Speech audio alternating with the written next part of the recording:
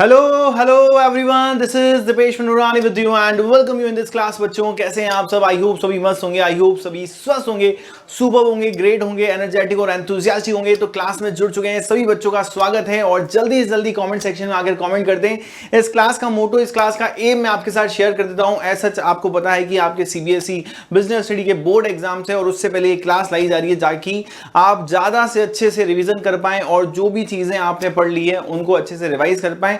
अच्छा, ये क्लास जो है वो दो टाइप के स्टूडेंट्स के लिए बहुत ज्यादा यूजफुल रहने वाली है। जितने भी स्टूडेंट जुड़े हैं, सबसे पहले मैं उनको कहूंगा आप अपने दोस्तों के साथ ये क्लास को शेयर कर दें जिससे कि सभी तक ये क्लास पहुंच पाए और ज्यादा से ज्यादा लोगों को इनका बेनिफिट हो। And the most important thing, यहां पर दो टाइप के स्टूडेंट्स हैं जिनको ये क्लास बहुत ज्यादा यूजफुल रहने वाली है, बेनिफिशियल होने वाली है। वो है एक ऐसा स्टूडेंट जिसने सब कुछ पढ़ लिया है ना, बहुत डिटेल में सब कुछ पढ़ लिया है, सारे क्वेश्चंस कर लिए हैं, एनसीईआरटी पढ़ ली है, नॉर्मल गाइडेंस है ना, गाइड बुक पढ़ ली है, सब कुछ पढ़ लिया है। अब वो कह रहा है कि सर सब तो पढ़ लिया है बट फिर भी अभी एग्जाम है तो टाइम है 2 दिन का, तो मैं क्या करूं? तो उसके लिए ये पूरी क्लास है। आप उस क्लास को देखो आराम से, स्पीड बढ़ा के, और जैसे भी आपको है ना यहाँ पे लगे अच्छे से, अब इस क्लास को देखो और यहाँ पे सारे कंसेप्ट एक बार फिर से रिवाइज हो जाएंगे, माइंड मैप बन जाएगा, सब कुछ डिटेल में चीजें आ जाएगी वापस से। अगर कोई छोटे मोटे क्वेश्चंस, मैं भी यहाँ पे आपको साथ में पीवाईक्यूज लेकर आया हूँ, प्रीवियस ईयर क्वेश्चंस भी लेकर आया हूँ, कंसेप्ट भी क्लियर करने वाले हैं, क्वेश्चन कैसा एग्जाम में आएगा वो भी क्लियर करने वाले, केस स्टडीज कैसे एग्जाम में आएगी वो भी क्लियर करने वाला हूं।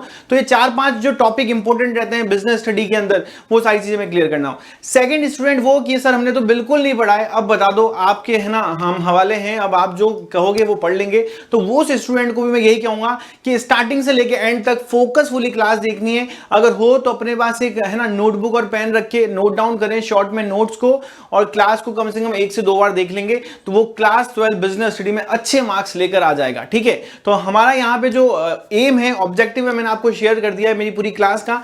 अब यहाँ पे आपको सिर्फ इतना ही करना है, जो भी डाउट्स हो, जो भी प्रॉब्लम्स हो, उनका कमेंट करते रहना है, जो भी यहाँ पर आपको समझ में आए उसके बारे में भी कंसेंट देती रहनी है। हम स्टार्ट करेंगे आज चैप्टर नंबर 1 से, जिसका नाम है nature and significance of management. ये जो पूरी क्लास रहने वाली वो 2 पार्ट्स में डिवाइड होगी। मैं कोशिश करूंगा 6 to 7 चैप्टर आज ही की क्लास में ले लूं और नेक्स्ट क्लास के अंदर आपके जो रिमेनिंग चैप्टर्स है वो मैं करवा दूं। ओके, तो स्टार्ट करते हैं। पूरी एनर्जी, पूरे जोश, पूरे है ना एंथुसियाज्म के साथ यहां पे ध्यान रखना, सभी बच्चों को जोड़ दो और यहां पे स्टार्ट करते हैं चैप्टर नंबर 1 जिसका नाम है nature and significance of management. आप सभी को पता है बड़ा प्यारा चैप्टर है और सबसे ज्यादा इंपॉर्टेंट क्या है यहाँ पे, मैनेजमेंट का मीनिंग। जब हम मैनेजमेंट की मीनिंग की बात करते हैं तो मैनेजमेंट में 2 वर्ड्स यहाँ पे बहुत इंपॉर्टेंट याद रखने होते हैं, इफेक्टिव और एफिशिएंसी की बात की जाती है। देखो बिल्कुल नाम से ही हम क्या करेंगे, यहां पे आंसर फाइंड करना स्टार्ट करेंगे। मैनेजमेंट की डेफिनेशन की अगर हम बात करें तो मैनेजमेंट की डेफिनेशन कहता है कि मैनेजमेंट कैसा होना चाहिए, इफेक्टिव होना चाहिए और एफिशिएंट होना चाहिए। अच्छा, इफेक्टिव और एफिशिएंट की बात करें तो क्या बातें करता है सर ये क्वेश्चन एग्जाम में?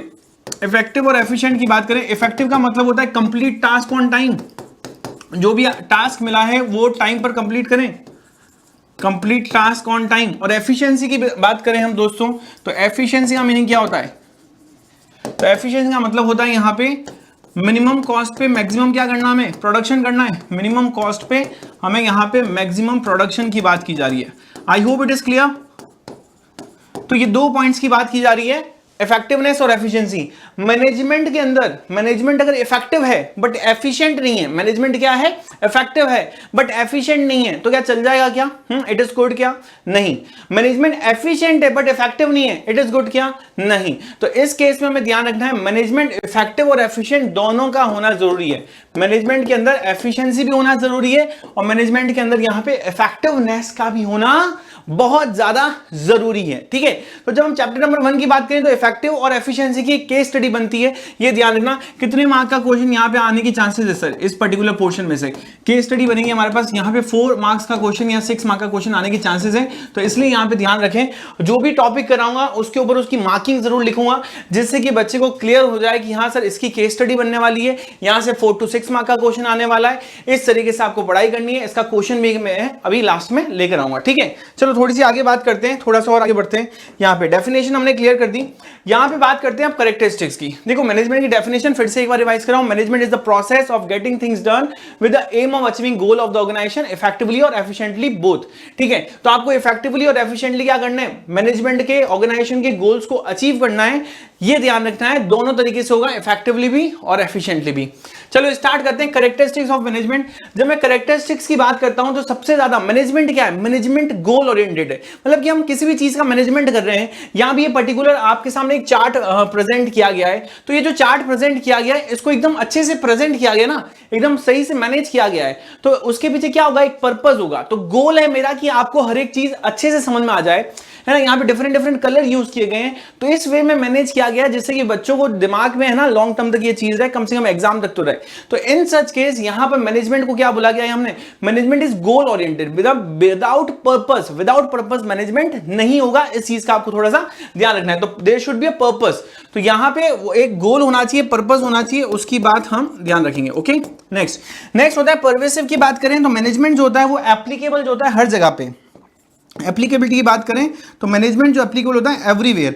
एवरीवेयर का मीनिंग क्या हो गया, मैनेजमेंट जो है वो आपके घर पे भी एप्लीकेबल होता है। मैनेजमेंट जो है आप घर से बाहर निकलते हैं, आप ऑफिस जाते हैं तो ऑफिस में भी एप्लीकेबल होता है। आप स्कूल जाते हैं वहां पे भी मैनेजमेंट होता है। आप कहीं हॉस्पिटल क्लिनिक में चेकअप के लिए जाते हैं वहां पे भी मैनेजमेंट होता है। हर एक चीज मैनेज की जाती है ना, तो management is applicable everywhere. Even in the organisation की बात करें तो मैनेजमेंट टॉप लेवल पे भी एप्लीकेबल होता है, मैनेजमेंट मिडिल लेवल पे भी एप्लीकेबल होता है, मैनेजमेंट लोअर लेवल पे भी एप्लीकेबल होता है। हर जगह पे मैनेजमेंट जो होता है वो एप्लीकेबल होता है, इस चीज का हमें ध्यान रखना है। नेक्स्ट बात करते हैं, मैनेजमेंट जो होता है वो मल्टी डायमेंशनल होता है। इसको मैं लगा रहा हूं इंपॉर्टेंट, ठीक है। ये क्वेश्चन जो आएगा 3 मार्क का क्वेश्चन आने के चांसेस रहते हैं, यहां फिर 1 मार्क का एमसीक्यू पूछने की चांसेस रहेगी। तो ये ध्यान रखेंगे, जहां जहां पे मैं क्वेश्चन के अंदर साथ मार्किंग लिख रहा हूं वो बहुत ज्यादा इंपॉर्टेंट है, ठीक है। बीच बीच में ऐसे मैं क्वेश्चन बहुत सारे बताता रहूंगा, तो जो बच्चे जिन्होंने पूरे साल कुछ भी नहीं पढ़ा है या लास्ट मोमेंट 1 महीने की पढ़ाई करी है, तो उनको मैं कहूंगा प्लीज ये क्वेश्चन जरूर नोट डाउन करें, और जिन्होंने सब कुछ पढ़ लिया है वो इन सारी चीज कंसेप्ट पे थोड़ा फोकस ज्यादा करें, ठीक है। चलो, तो मैनेजमेंट किसका होता है, वर्क का, मैनेजमेंट पीपल का, मैनेजमेंट ऑपरेशन का। वर्क का मतलब जो भी आपका काम हो रहा है उसको भी हमें मैनेज करना पड़ेगा। जैसे कि मेरा काम क्या है, यहाँ पे मैं बिजनेस स्टडी का भी क्लास ले रहा हूं, तो यहाँ पे मैंने उस हिसाब से मैनेज किया गया कि मुझे 2 घंटे की, 2.5 घंटे की, 3 घंटे की जितनी भी क्लास लेनी है उस हिसाब से मैंने अपने वर्क को मैनेज कर रखा है कि इसके बाद मुझे कोई और क्लास लेनी है तो वो मैं लेने वाला हूं, ठीक है।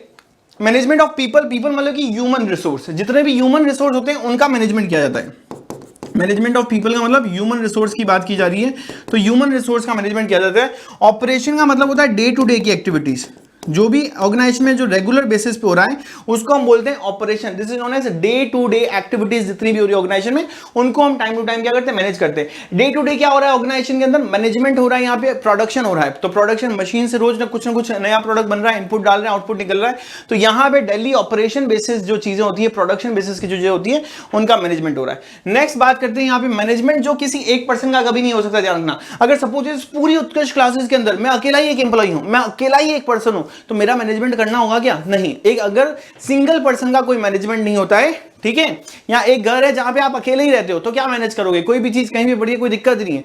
बट एक घर है जहां पे आप 4 से 5 लोग रहते हो तो आप अच्छे से उसको मैनेज करके रखोगे ना, यस और नो, रखोगे ना। तो यहाँ पे मैनेजमेंट एक पर्सन का नहीं होता, मैनेजमेंट किसका होता है, यहाँ पे ग्रुप एक्टिविटी होती है, not for a single person, ठीक है। तो ग्रुप का मैनेजमेंट होगा, जैसे कि यहाँ पे एम्प्लॉइज का जो ग्रुप होता है उसकी बात कर रहे हैं, यहाँ पे उन एम्प्लॉइज का मैनेजमेंट होगा। और कैसे होगा, हर एक ग्रुप के अंदर डिफरेंट डिफरेंट इनको टास्क दिया जाएगा कि भाई तुम परचेज डिपार्टमेंट में जाकर काम करो, तुम है ना यहाँ पे सेल्स में काम करोगे, तुम यहाँ पे मार्केटिंग के अंदर जाओगे, तुम फाइनेंस के अंदर जाओगे। तो ऐसे ग्रुप एक्टिविटीज होती है, किसी एक पर्सन सिंगल पर्सन का मैनेजमेंट नहीं होता। नेक्स्ट आता है मैनेजमेंट क्या है, इनटेंजिबल प्रोसेस है। इनटेंजिबल का मतलब है जिसको हम टच नहीं कर सकते, मतलब इसको हम क्या कर सकते हैं, सर टच नहीं कर सकते तो हम इसको फील कर सकते हैं, महसूस कर सकते हैं। जब हम कहीं पे एंटर होते हैं, किसी भी क्लास के अंदर एंटर होते हैं, या फिर किसी प्लेस में जाते हैं, या किसी मैरिज के अंदर जाते हैं, तो मैरिज या फिर किसी वेडिंग में जाके हम देखते हैं कि यार क्या जबरदस्त तरीके से है ना यहाँ पर डेकोरेशन वगैरह किया जाता है। द थिंग इज कि कितनी मैनेजेबल तरीके से चीजें रखी गई हैं यहाँ पे, ठीक है। तो यहाँ पे मैनेजेबल तरीके से चीजें रखी जाती है, तो उस चीज को हम फील कर पा रहे हैं, even we can't touch that thing, है ना। तो उसके पीछे जो प्रोसेस काम किया है वो मैनेजमेंट है, और उस प्रोसेस को हम टच नहीं कर सकते, but yes we can feel. जैसे कि आपने अच्छे से पढ़ाई करने का है ना एकदम ठान लिया है, और पूरे आपने 1 साल तक अच्छी पढ़ाई की है, अब आप एग्जाम के लिए जाने वाले हो, तो आपने अपने टाइम को बहुत अच्छे से मैनेजमेंट किया। एग्जाम में बैठने के बाद जब आप पेपर लिखना स्टार्ट हुए तो अपने टाइम को अच्छे से मैनेज किया, ठीक है, हर एक चीज को अच्छे से मैनेज किया, और उसके बेसिस पे क्या कर रहे हो, यहाँ पे आप काम कर रहे हो। तो आपने एक अच्छा टाइम मैनेजमेंट किया तो इससे आपको सक्सेस मिलेगी। तो उस टाइम मैनेजमेंट के प्रोसेस को आप टच नहीं कर सकते, उसको आप फील कर सकते हो जब भी आपके रिजल्ट्स आएंगे, ठीक है। कॉन्टिन्यूस प्रोसेस है, ऐसा नहीं है कि मैनेजमेंट अगर मैंने किसी एक ऑब्जेक्टिव को अचीव करने के लिए किया है तो यहाँ पे अगेन एंड अगेन इसको करता रहना पड़ेगा, not a one time process, ठीक है, अगेन एंड अगेन करना पड़ेगा। डायनामिक का मतलब है कि चेंजेस यहाँ पे रैपिड चेंजेस की बात की जा रही है। डायनामिक का मतलब क्या है, यहाँ पे रैपिड चेंजेस की बात की जा रही है कि मैनेजमेंट जो है वो चेंज होता रहेगा as per the change in the environment. तो जैसे जैसे एनवायरमेंट चेंज होगा बाहर का, जैसे जैसे एनवायरमेंट चेंज होगा बाहर का, वैसे वैसे मैनेजमेंट को भी टाइम टू टाइम चेंज करना पड़ेगा। भाई बाहर हम डिफरेंट टाइप की टेक्नोलॉजी को यूज करें, तो यहाँ इंटरनल भी हम क्या करेंगे, डिफरेंट टाइप की टेक्नोलॉजी को यूज करेंगे। ठीक है, तो ऐसे ही मशीन्स कोई बार अच्छी अपग्रेडेड आ गई है तो हम क्या करेंगे, ओल्ड वाली मशीन को रिप्लेस करके न्यू वाली मशीन्स को लेकर आएंगे। ठीक है, कस्टमर का टेस्ट, फैशन, ये सारी चीजें चेंज हो गई है तो हम भी क्या करेंगे, उसी टाइप के प्रोडक्ट को बनाना है ना स्टार्ट करेंगे जो कि कस्टमर को पसंद है। तो ये हो गई कैरेक्टरिस्टिक्स मैनेजमेंट की। फर्स्ट चैप्टर है इसलिए थोड़ा डिटेल में ही समझाऊंगा रीजन क्या है उसका, क्योंकि पूरा बेसिस क्या है यहाँ पे मैनेजमेंट के इंक्लूड हो रहे हैं। तो सारे बेसिस यहाँ पे क्लियर होंगे और वो बेसिक्स अगर क्लियर हो गए तो सेकंड थर्ड फोर्थ चैप्टर तो बहुत इजी हो जाएंगे आपके लिए। ठीक है, चलो नेक्स्ट पे आते हैं सर, थोड़ी और बात करेंगे। मैनेजमेंट के कैरेक्टरिस्टिक्स क्लियर हो गए। देखो अगेन इंपोर्टेंट पोर्शन समझाने वाला हूं, ये ध्यान रखना आपको, इंपोर्टेंट पोर्शन समझाने वाला हूं। अब बात करें ऑब्जेक्टिव्स की बात करते हैं तो यहाँ पे हमारे पास कितने ऑब्जेक्टिव हैं, 3 ऑब्जेक्टिव्स है। तो यहाँ पे एमसीक्यू के अंदर क्वेश्चन पूछा गया है कि यहाँ पे कितने ऑब्जेक्टिव होते हैं, तो यहाँ पे 3 ऑब्जेक्टिव्स होते हैं। कितने होते हैं यहाँ पे, 3 ऑब्जेक्टिव्स होते हैं। ये ध्यान रखना, 1 मार्क का एक क्वेश्चन यहाँ पे आ सकता है। अगर क्वेश्चन पूछता है कि भाई ऑर्गेनाइजेशनल ऑब्जेक्टिव क्या होता है, तो ऑर्गेनाइजेशन ऑब्जेक्टिव मतलब कि जो सिर्फ ऑर्गेनाइजेशन के बारे में सोचता है। सोशल ऑब्जेक्टिव जो समाज के बारे में भी सोच रहा है, सोशल वेलफेयर के बारे में भी सोच रहा है। ठीक है, ऑर्गेनाइजेशन ऑब्जेक्टिव से ऑर्गेनाइजेशन के बारे में सोचेगा, ये सोशल वेलफेयर के बारे में भी सोचेगा। अंडरस्टूड। और पर्सनल ऑब्जेक्टिव मतलब कि यहाँ पे इंडिविजुअल ऑब्जेक्टिव की बात की जा रही है, मतलब कि किसकी बात की जा रही है, यहाँ पे एम्प्लॉइज की बात की जा रही है। किसकी बात की जा रही है दोस्तों, एम्प्लॉइज की बात की जा रही है। I hope it is clear with you बच्चों। तो यहाँ पे ऑब्जेक्टिव की बात करें तो टोटल हमारे पास कितने ऑब्जेक्टिव है, 3 ऑब्जेक्टिव्स हैं। और 3 ऑब्जेक्टिव में सबसे पहला ऑर्गेनाइजेशन का ऑब्जेक्टिव है जो कि ऑर्गेनाइजेशन के बारे में ही सोचने वाला है। उसमें 3 पार्ट्स और डिसाइड किए गए हैं। फर्स्ट इज सर्वाइवल, मतलब कि पहला ऑब्जेक्टिव ये कहता है कि आपने कोई भी बिजनेस को स्टार्ट किया है तो पहला आपका यहाँ पे काम क्या होगा। सबसे पहले आप चाहते हो कि अगर आपने 10 लाख रुपए उस बिजनेस में इन्वेस्ट तो कम से कम इस साल आपको प्रॉफिट नहीं मिल रहा है तो कोई दिक्कत नहीं है, बट लॉस नहीं होना चाहिए। मतलब मार्केट में आपको टिका रहना है, सर्वाइव करने जितना आपके पास क्या आ जाए, रेवेन्यू आ जाए। आपने जितनी भी कॉस्ट, जितनी भी कैपिटल लगाई है, कम से कम उतना ही अमाउंट वापस आ जाए चलेगा, बाकी कोई दिक्कत नहीं है, प्रॉफिट नहीं हो तो। मतलब कि इन सिंपल सेंस अगर हमने कॉस्ट जो है हमारी 10 लाख रुपीज इन्वेस्ट की है तो आपकी रेवेन्यू मतलब इनकम की बात कर रहा हूं, तो रेवेन्यू भी 10 लाख आ जाए। मतलब कि यहां पे कॉस्ट और रेवेन्यू क्या होते हैं सर, इक्वल होते हैं। यहाँ पे कॉस्ट और रेवेन्यू क्या होते हैं, इक्वल। ये होती है सर्वाइवल वाली सिचुएशन। बट क्या सर्वाइवल वाली सिचुएशन के साथ 10 साल तक जिया जा सकता है क्या, नहीं जिया जा सकता है। तो यहाँ पे सर्वाइवल 1 साल तक, 6 महीने तक है ना, यहाँ पे कंपनी एडजस्ट कर लेती है। उसके बाद कंपनी को प्रॉफिट चाहिए होता है, तो उस प्रॉफिट वाले केस के अंदर क्या बात करेंगे, यहाँ पे कॉस्ट हमारे पास क्या होगी, यहाँ पे सपोज 10 लाख है और यहाँ पे हमारे पास जो रेवेन्यू है हमारे पास कितनी हो गई सर, 13 लाख। तो यहां पे जो रेवेन्यू है वो ज्यादा है, किससे, कॉस्ट से। जो इनकम जनरेट कर रहे हैं हम वो क्या है, ज्यादा है सर कॉस्ट से। तो रेवेन्यू इज मोर देन यहां पे कॉस्ट, तो इसको बोलते हैं प्रॉफिट वाली situation. Understood, this situation is known as a profitable situation. Growth की बात करेंगे, अब हमने 1 साल तक सर्वाइव किया, फिर 2, 3, 4 साल तक, 5 साल तक हमने प्रॉफिट को अर्न किया और प्रॉफिट को अर्न करके हमने कुछ पैसा सेव भी किया है, मनी सेव भी किया है। तो अब क्या करेंगे, हमारा जो बिजनेस है उसको थोड़ा एक्सपांड करेंगे, नए प्रोडक्ट्स लेकर आएंगे, न्यू प्रोडक्ट लॉन्च करेंगे, या फिर एक नई और ब्रांच ओपन कर देंगे, ऐसी भी पॉसिबिलिटी हो सकती है। तो ग्रोथ के अंदर हम क्या करने वाले हैं, यहाँ पे न्यू ब्रांच ओपन करने वाले हैं, न्यू ब्रांचेस की बात की जाने वाली है। यहाँ फिर हम बोल सकते हैं न्यू प्रोडक्ट लॉन्च किया जा सकता है, ये सारी चीजें यहां पे की जाएगी। अंडरस्टूड है, I hope it is clear. तो ये ऑर्गेनाइजेशन ऑब्जेक्टिव ध्यान रखना थोड़ा इंपॉर्टेंट है, क्योंकि क्वेश्चन आपको ऑर्गेनाइजेशन ऑब्जेक्टिव का नहीं पूछेगा, क्वेश्चन आपको सर्वाइवल, प्रॉफिट और ग्रोथ का पूछेगा। और कितने नंबर का क्वेश्चन होगा, 1 मार्क का क्वेश्चन यहां से ही पूछ सकता है, ध्यान रखना। 1 मार्क का एमसीक्यू यहां पर ध्यान रखेंगे आप सभी बच्चे, क्वेश्चन एग्जाम में आने के चांसेस रहेंगे। क्लियर है, चलो थोड़ी सी और आगे बात करें, बढ़ते हैं आगे। नेक्स्ट आते हैं सर, यहां पे नेचर के अंदर हम बात करते हैं नेचर ऑफ मैनेजमेंट की। तो देखो नेचर ऑफ मैनेजमेंट क्या कहता है, मैनेजमेंट का नेचर जो होता है डिफरेंट होता है। मैनेजमेंट एज एन साइंस भी होता है, मैनेजमेंट एज अ प्रोफेशन भी होता है, मैनेजमेंट एज एन आर्ट भी होता है। ठीक है, वैसे ही एक ह्यूमन का जो नेचर होता है डिफरेंट होता है ना। भाई यहाँ पे मेरा डिफरेंट होगा नेचर, आप जो मुझे देख रहे हो आप लोगों का नेचर डिफरेंट होगा, यस और नो। तो आप सभी का नेचर डिफरेंट हो सकता है। वैसे ही मैनेजमेंट भी डिफरेंट कैटेगराइज है ना, नेचर से कैटेगराइज किया गया है। तो यहाँ पे हमारे पास मैनेजमेंट एज अ साइंस की बात की जाती है, यहाँ पे आर्ट की बात की जा रही है, और यहाँ पे दोनों की बात की जा रही है, और यहाँ पे बोला जा रहा है मैनेजमेंट एज अ प्रोफेशन। अब देखो मैं आपको समझाता हूं, मैनेजमेंट एज अ साइंस जब लिखा हुआ है तो इसका मीनिंग क्या है sir. Management as a science का मतलब हो रहा है, तो साइंस में क्या क्या होता है, साइंस में हम कोई भी चीज जो होती है वो हम ऑब्जर्व करते हैं, ऑब्जर्वेशन होता है। जैसे कि यहां पर आपने वो न्यूटन्स लॉ वाला एग्जाम्पल सुना होगा, ठीक है, कि भाई न्यूटन जो थे वो किसी पेड़ के नीचे बैठे थे और एप्पल आकर गिरा, तो उन्होंने एक लॉ बना दिया न्यूटन्स लॉ, और उसको ग्रेविटेशनल लॉ भी बोलते हैं, है ना। तो यहां पे एक लॉ बनाया, तो क्या उसने एप्पल गिरते ही, है ना, यहां पर लॉ बना दिया? क्या नहीं, एप्पल के बाद उसने ऐसी बहुत सारी चीजें देखी होगी जो ऊपर फेंकी होगी और नीचे आती है, कोई बहुत सारी चीजें ऊपर फेंकी होगी और नीचे आती है ना, दे आर मेनी। भाई वो बोली, है ना, यहाँ पर टफ हो या फिर वो बोली, है ना, यहाँ पर लो वेट की हो, हर एक चीज को ऑब्जर्व किया होगा उसने। तो ऑब्जर्वेशन करने के बाद उसने क्या किया होगा? एक्सपेरिमेंट किया होगा। ऑब्जर्वेशन करने के बाद क्या किया होगा उसने? यहाँ पे एक्सपेरिमेंट किया होगा। इस चीज का हमें ध्यान रखना है। तो ऑब्जर्वेशन फर्स्ट देन एक्सपेरिमेंट, ऐसा ही होता है साइंस के अंदर। तो मैनेजमेंट में भी ऐसा होता है क्या? यस, मैनेजमेंट भी ऐसा होता है। मैनेजर्स जो होता है अपने एम्प्लॉइज को ऑब्जर्व करता है। मैनेजमेंट जो नई नई पॉलिसीज लगा रहा है उसको ऑब्जर्व करता है, उस पॉलिसी का इंपैक्ट क्या होता है उसको देखता है, उसका रिजल्ट क्या आता है, जिसको हम बोलते हैं कॉज एंड इफेक्ट के रिलेशनशिप पे बेस होता है। तो वो सारी चीजों को एनालाइज करने के बाद क्या करता है, यहां पर कोई भी चीज अप्लाई करता है, ठीक है। जैसे साइंस में होती है वैसे यहां पे भी होती है। अच्छा, यहां पे साइंस के अंदर भी हमें बहुत सारी नॉलेज की जरूरत होती है, तो मैनेजमेंट में भी हमें बहुत सारी systematic body of knowledge, systematic body of knowledge की जरूरत होती है।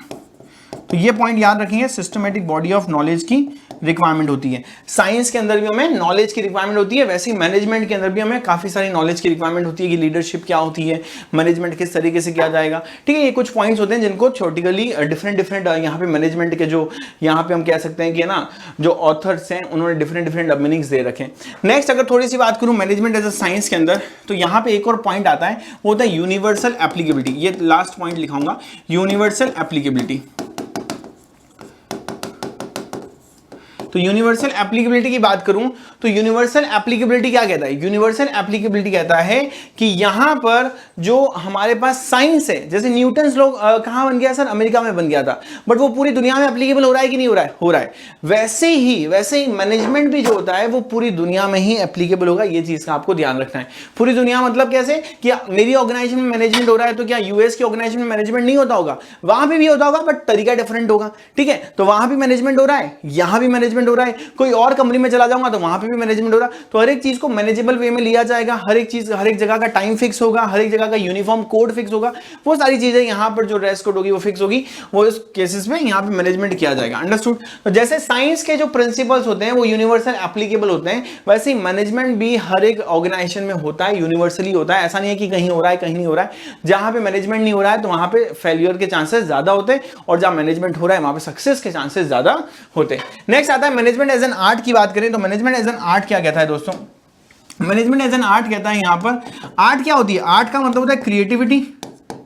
क्रिएटिविटी की बात करता है यहां पे आर्ट, ठीक है। तो मतलब कि मैनेजमेंट में भी क्रिएटिव होना पड़ता है। डिफरेंट हम जाते हैं डिफरेंट यहाँ पे, है ना, कैफेज जाते हैं, रेस्टोरेंट्स जाते हैं, तो यहाँ पे अलग अलग तरीके से इंटीरियर उनका डिजाइन किया जाता है, और अलग अलग वे में वहाँ पे सिटिंग अरेंजमेंट मैनेज किया जाता है, ठीक है। अलग अलग वे में वहाँ पे यहाँ पर हमें ना फूड सर्व किया जाता है। तो the way they manage is called creativity. तो वैसे ही जैसे आर्ट में क्रिएटिविटी होती है, वैसे ही मैनेजमेंट के अंदर भी क्या क्रिएटिविटी होती है? क्या क्रिएटिविटी के साथ साथ यहाँ पे ध्यान रखना होता है, आपको प्रैक्टिस भी करनी होती है। जैसे कि सपोज दैट कोई पर्टिकुलर सॉन्ग है, या एक पर्टिकुलर म्यूजिशियन है, या एक पर्टिकुलर पर्सन है जो गाना सीख रहा है, तो सबसे पहले वो क्या सीखेगा? सा रे ग म प द नि सा, ठीक है। तो ये सबसे पहले सीखने वाला है, तो उसके बेसिस पे उसकी बार बार प्रैक्टिस करता रहेगा, तो उसकी आवाज ऑटोमेटिकली अच्छी हो जाएगी। उसके जो सुर, मैंने यहाँ पे जैसे एकदम, है ना, फ्लैट बोले हैं, वैसे उसके सुर भी इंप्रूव हो जाएंगे। तो ये चीजों का हमें ध्यान रखना है। तो वो प्रैक्टिस पे बेस्ड होगा, वहां प्रैक्टिस करेगा। अंडरस्टूड? तो उसकी बार बार, तो वैसे ही मैनेजमेंट की भी बार बार प्रैक्टिस करनी पड़ती है। डिफरेंट टाइप के प्रिंसिपल्स होंगे, सिद्धांत होंगे, प्रिंसिपल होंगे, जो कि ऑलरेडी मैं नेक्स्ट चैप्टर में समझाने वाला हूं, उसकी बात की जाएगी, ठीक है। तो ये आती क्रिएटिविटी और प्रैक्टिस पे डिपेंड करता है। थोड़ी सी और बात करें तो यहाँ पे नॉलेज की जरूरत होती है। हाँ, यहाँ पे थ्योरेटिकल नॉलेज होती है। यहाँ पे आप, है ना, प्रैक्टिकल नहीं करने वाले होते हो, यहाँ पे आपको थ्योरेटिकल नॉलेज की रिक्वायरमेंट होती है। अच्छा, उसके बाद सबसे इंपॉर्टेंट पॉइंट पर्सनलाइज एप्लीकेशन। ये सबसे इंपॉर्टेंट पॉइंट है, पर्सनलाइज एप्लीकेशन। तो क्या मैनेजमेंट एज एन आर्ट की बात करें तो पर्सनल एप्लीकेशन, जैसे कि मैं यहाँ पे पढ़ा रहा हूँ, तो है ना, ये मैं अपने तरीके से पढ़ा रहा हूँ, कोई और बिजनेस स्टडी का टीचर कहीं और पढ़ा रहा होगा तो वो अपने तरीके से पढ़ा रहा होगा। तो पर्सनलाइज एप्लीकेशन का मतलब होता है कि, है ना, आप सभी लोग मैनेजमेंट तो कर रहे हो, बट अपने अपने तरीके से करो। जैसे कि मैं आपको हमेशा एग्जाम्पल देता हूँ कि महेंद्र सिंह धोनी 6 मार रहा है, ठीक है, हेलीकॉप्टर 6 मार रहा है, तो उसका डिफरेंट स्टाइल है, उसकी डिफरेंट क्रिएटिविटी है, जिसपे उसने प्रैक्टिस की है। वैसे ही क्रिस गेल भी 6 मार रहा है, विराट कोहली भी मार रहा है ना, मैक्सवेल लेवल भी मार रहा है। तो इन केस में यहाँ पे हमें ध्यान रखना है हर एक तरीके से, है ना, सबके पास वो टैलेंट है, everyone is hitting six but in a different way. This is called a personalised application, कि आप उस काम को कैसे अप्लाई करने वाले हो। अंडरस्टूड? क्या मैनेजमेंट बोथ साइंस और आर्ट है क्या? तो यहाँ पे क्वेश्चन आता है कि हाँ सर मैनेजमेंट बोथ है, साइंस भी है और आर्ट भी है। यहाँ पे हमें एक चीज क्वेश्चन में यहाँ पे ध्यान रखनी, सबसे इंपॉर्टेंट चीज मैं यहाँ लिखा रहा हूं, आप सभी लोग नोट भी करेंगे इसको। देखो यहाँ पे इंपॉर्टेंट पॉइंट ये लिखा रहा हूं कि मैनेजमेंट इज प्योर साइंस। क्या मैनेजमेंट प्योर साइंस है क्या? अगर ऐसा क्वेश्चन पूछ ले आपसे एग्जाम के अंदर 3 मार्क का, अगर आपसे ऐसा क्वेश्चन पूछ ले क्या मैनेजमेंट प्योर साइंस है, तो आपको एक चीज माइंड में रखनी है कि management is not a pure science. यहां पे आपका आंसर आपको रेडी रखना है कि management is not a pure science, है ना, यहां पे प्योर साइंस नहीं है, बट इट इज, क्योंकि प्योर साइंस में क्या होता है, फिजिक्स, केमिस्ट्री, बायोलॉजी, ये सब कुछ चीजें होती हैं, बट साइंस में ये सब कुछ नहीं होगी। But yes it is in exact science. क्या बोलेंगे इसको? इन एग्जैक्ट साइंस बोलेंगे। क्या क्वेश्चन पूछ ले कि मैनेजमेंट बोथ आर्ट और साइंस है, तो वो है हमारे पास, और उसका रीजन क्या है, क्योंकि वो सारी चीजें जो साइंस और आर्ट के अंदर इंक्लूड है वो यहाँ पे भी एप्लीकेबल होती है। मैनेजमेंट एज अ प्रोफेशन है क्या? मैनेजमेंट एज अ प्रोफेशन नहीं है, ये चीज का हमें ध्यान रखना है। मैनेजमेंट प्रोफेशन नहीं है, क्योंकि इसमें कौन कौन से पॉइंट होते हैं? एथिकल कोड ऑफ कंडक्ट होते हैं, एथिकल कोड ऑफ कंडक्ट होते हैं। मतलब कि मैनेजमेंट एज अ प्रोफेशन की बात करें तो जैसे कि सीए सीएस की बात कर रहा हूँ, यहाँ पे हमारे पास क्या होती है, मॉरल वैल्यूज होती है, उसके साथ यहाँ पे रिस्ट्रिक्टेड एंट्री होती है। रिस्ट्रिक्टेड एंट्री का मतलब क्या होता है, जैसे सीए बनना है, तो सीए बनना है तो यहाँ पे क्या होगा, सीए बनने के लिए आपको एक सिंपल सी चीज का हमें ध्यान रखना है। सीए बनने के लिए आपको क्या करना होगा? सीए बनने के लिए my dear friends and students, यहां पर आपको एग्जाम जो आईसीआई कराता है वो पास आउट करना पड़ेगा, उसके बाद आप क्या बन पाओगे? चार्टर्ड अकाउंटेंट बन पाओगे। बट मैनेजमेंट में मैनेजर बनने के लिए या मैनेजमेंट करने के लिए क्या आपको कोई एग्जाम पास आउट करना जरूरी होता है क्या? ऐसा कोई नेसेसरी नहीं है। आप एक नॉर्मल से डिग्री के लेके, या फिर जो लोग पढ़े लिखे नहीं है वो भी अच्छे से मैनेजमेंट कर ही रहे हैं, तो उनकी बात करें हम, तो मैनेजमेंट एज अ प्रोफेशन यहाँ पे नहीं माना जा रहा है। हाँ, यहाँ पे मॉरल वैल्यूज का ध्यान रखना पड़ता है, वैसे ही हम बिजनेस में भी मॉरल वैल्यूज का ध्यान रखते हैं। Understood? I hope it is clear. तो ये 4-5 पॉइंट का हमें ध्यान रखना है। तो नेचर ऑफ मैनेजमेंट के अंदर ये सारी बातें क्लियर हो गई मेरे ख्याल से। अगर इस टॉपिक की बात करूं, इस टॉपिक को मैं रेट करूंगी कि एग्जाम आने के चांसेस है क्या। अभी तक मैंने बताया इफेक्टिवनेस, एफिशिएंसी की बात की जाती है। नेचर ऑफ मैनेजमेंट जो है यहाँ पे 3 मार्क का क्वेश्चन एग्जाम में आने के चांसेस हैं। अगर ज्यादा का जाता है तो बल्ले बल्ले है, अगर नहीं आता है तो 3 मार्क्स का क्वेश्चन आने के चांसेस यहाँ पे रहेंगे आपके। अब 3 मार्क्स में सारी तीनों चीजें तो पूछेगा नहीं, या तो एक क्वेश्चन डाल देगा management both science and art, या फिर मैनेजमेंट बोथ ओनली साइंस या आर्ट, कोई भी एक क्वेश्चन डाल सकता है, या फिर बोल देगा आर्ट के फीचर बताओ या फिर साइंस के फीचर बताओ। ये आपके ऊपर रहता है, देखो एग्जाम में क्या आता है। ठीक है, चलो तो यहां पे हम चलते हैं। उससे पहले मैं एक बहुत जबरदस्त इंफॉर्मेशन आप सभी के साथ शेयर करना चाहता हूं। क्या इंफॉर्मेशन है सर? उत्कर्ष लेकर आया होली हंगामा 90% डिस्काउंट, और ये जो है ऑब्वियसली आपको पता है कि 21 से स्टार्ट हो चुका है, और इसकी लास्ट डेट क्या है सर? 28 मार्च तक। मतलब कि अगर आपके भाई बहन, आपके छोटे भाई बहन जो कि क्या है सर, इंटरेस्टेड हैं कि हमें भी क्या करनी है, ऑनलाइन कोचिंग, क्योंकि ऑब्वियसली जो लर्निंग का जो तरीका है वो अपडेट करते रहना चाहिए टाइम टू टाइम। तो यहां पे अगर वो कोर्स को बाय करना चाहते हैं, और बहुत सिंपल तरीका है सर, उत्कर्ष ऑनलाइन ऐप को, है ना, उत्कर्ष क्लासेस की ऐप को आपको प्ले स्टोर से डाउनलोड करना है या iOS से डाउनलोड करना है, और वहां पे आपको ये ऐप बाय करने के बाद क्या हो जाएगा, इजीली पूरा जो कोर्स है वो अवेलेबल हो जाएगा। You can buy at up to 90% discount पे। और ये न्यू सेशन के लिए है, एकेडमिक सेशन के लिए। कौन कौन से बोर्ड, कौन कौन से मीडियम हम प्रोवाइड करें? हम Hindi medium as well as English medium दोनों की बात करें, सीबीएसई और RBSE, MP board, UP board, Bihar boards की बात करें, क्लासेस 6 to 8 की बात करें तो इनकी फी स्ट्रक्चर क्या है, तो आपके सामने दिख रहा होगा। नॉर्मल स्ट्रक्चर जो रहता है 10,000 का रहता है पर ईयर का, और 1600 अभी के लिए है बिकॉज ऑफ ऑफर प्राइस हम कह सकते हैं, तो 1600 हमारे पास। क्लासेस की बात करें तो 9 to 10 के लिए 15,000 हमेशा रहता है, और अभी के लिए कितना है, 2500 है। क्लासेस 11th और 12th की बात करें, आर्ट्स, कॉमर्स और साइंस की, तो वहां पे 3000 रुपीज हमारे पास है कोर्स का प्राइस। अंडरस्टूड? तो जो भी आपके छोटे भाई बहन हैं उनके लिए एक बहुत अच्छा मौका है, और सिर्फ तरीका सिंपल सा है सर, यहां पे क्या करना है, डाउनलोड करना है उत्कर्ष ऐप को, ओके, और वो आप गूगल प्ले स्टोर से और ऐप स्टोर से कर सकते हैं। ओके, चलो चलते हैं आगे, थोड़ी सी और बात करेंगे दोस्तों। यहां पर बात करते हैं लेवल्स ऑफ मैनेजमेंट की। देखो ये चैप्टर से एक और क्वेश्चन इंपॉर्टेंट आता है, वो आता है लेवल ऑफ मैनेजमेंट। 3 लेवल्स होते हैं, वी ऑल नो 3 लेवल्स हैं हमारे पास, 3 लेवल्स होंगे। छोटा सा क्वेश्चन बनेगा, ज्यादा बड़ा क्वेश्चन नहीं बनेगा इस पे, ठीक है। अगर केस स्टडी भी बनेगी तो बहुत छोटी सी बनेगी, हो सकता है एमसीक्यू के अंदर ही केस स्टडी पूछ ले इसकी, या फिर 3 मार्क की अगर पूछती है तो पूछ सकती है केस स्टडी। तो अब यहां बात करते हैं top level, middle level, lower level. Top level की बात करें तो ये टॉप लेवल के पर्सन होंगे, कौन कौन से होंगे, चेयरमैन होंगे, चीफ एग्जीक्यूटिव ऑफिसर्स होंगे, ऑपरेटिंग प्रेसिडेंट, वाइस प्रेसिडेंट, ये सारे क्या होंगे यहाँ पे टॉप लेवल के अंदर होंगे। थोड़ी सी अगर मैं बात करूं तो टॉप लेवल के अंदर काम क्या होता है, टॉप लेवल में प्लानिंग की जाती है, कंपनी के ऑब्जेक्टिव सेट किए जाते हैं, कंपनी के ऑब्जेक्टिव सेट किए जाते हैं, ठीक है। यहाँ पे ऑब्जेक्टिव के साथ साथ प्लानिंग होती है, ऑब्जेक्टिव सेट किए जाते हैं, यहाँ पे कंपनी की पॉलिसीज डिसाइड होती है, कंपनी की पॉलिसीज डिसाइड, ये सारी चीजें काम कहाँ की जाती है, टॉप लेवल मैनेजमेंट के अंदर की जाती है। थोड़ी सी और अगर मैं बात करूं तो बात करते हैं मिडिल लेवल मैनेजमेंट की। तो मिडिल लेवल मैनेजमेंट कौन होते हैं, यहाँ पे फंक्शनल मैनेजर होते हैं, production manager, marketing manager, operation manager, sales manager, है ना, फाइनेंस मैनेजर, ये सारे लोग होते हैं। ये लोग क्या होते हैं सर, ये जितने भी मैनेजर होते हैं ये लिंक होते हैं यहाँ पे किसके बीच में, लिंक बिटवीन यहाँ पे टॉप लेवल एंड यहाँ पर मिडिल लेवल के बीच में, एंड यहाँ पे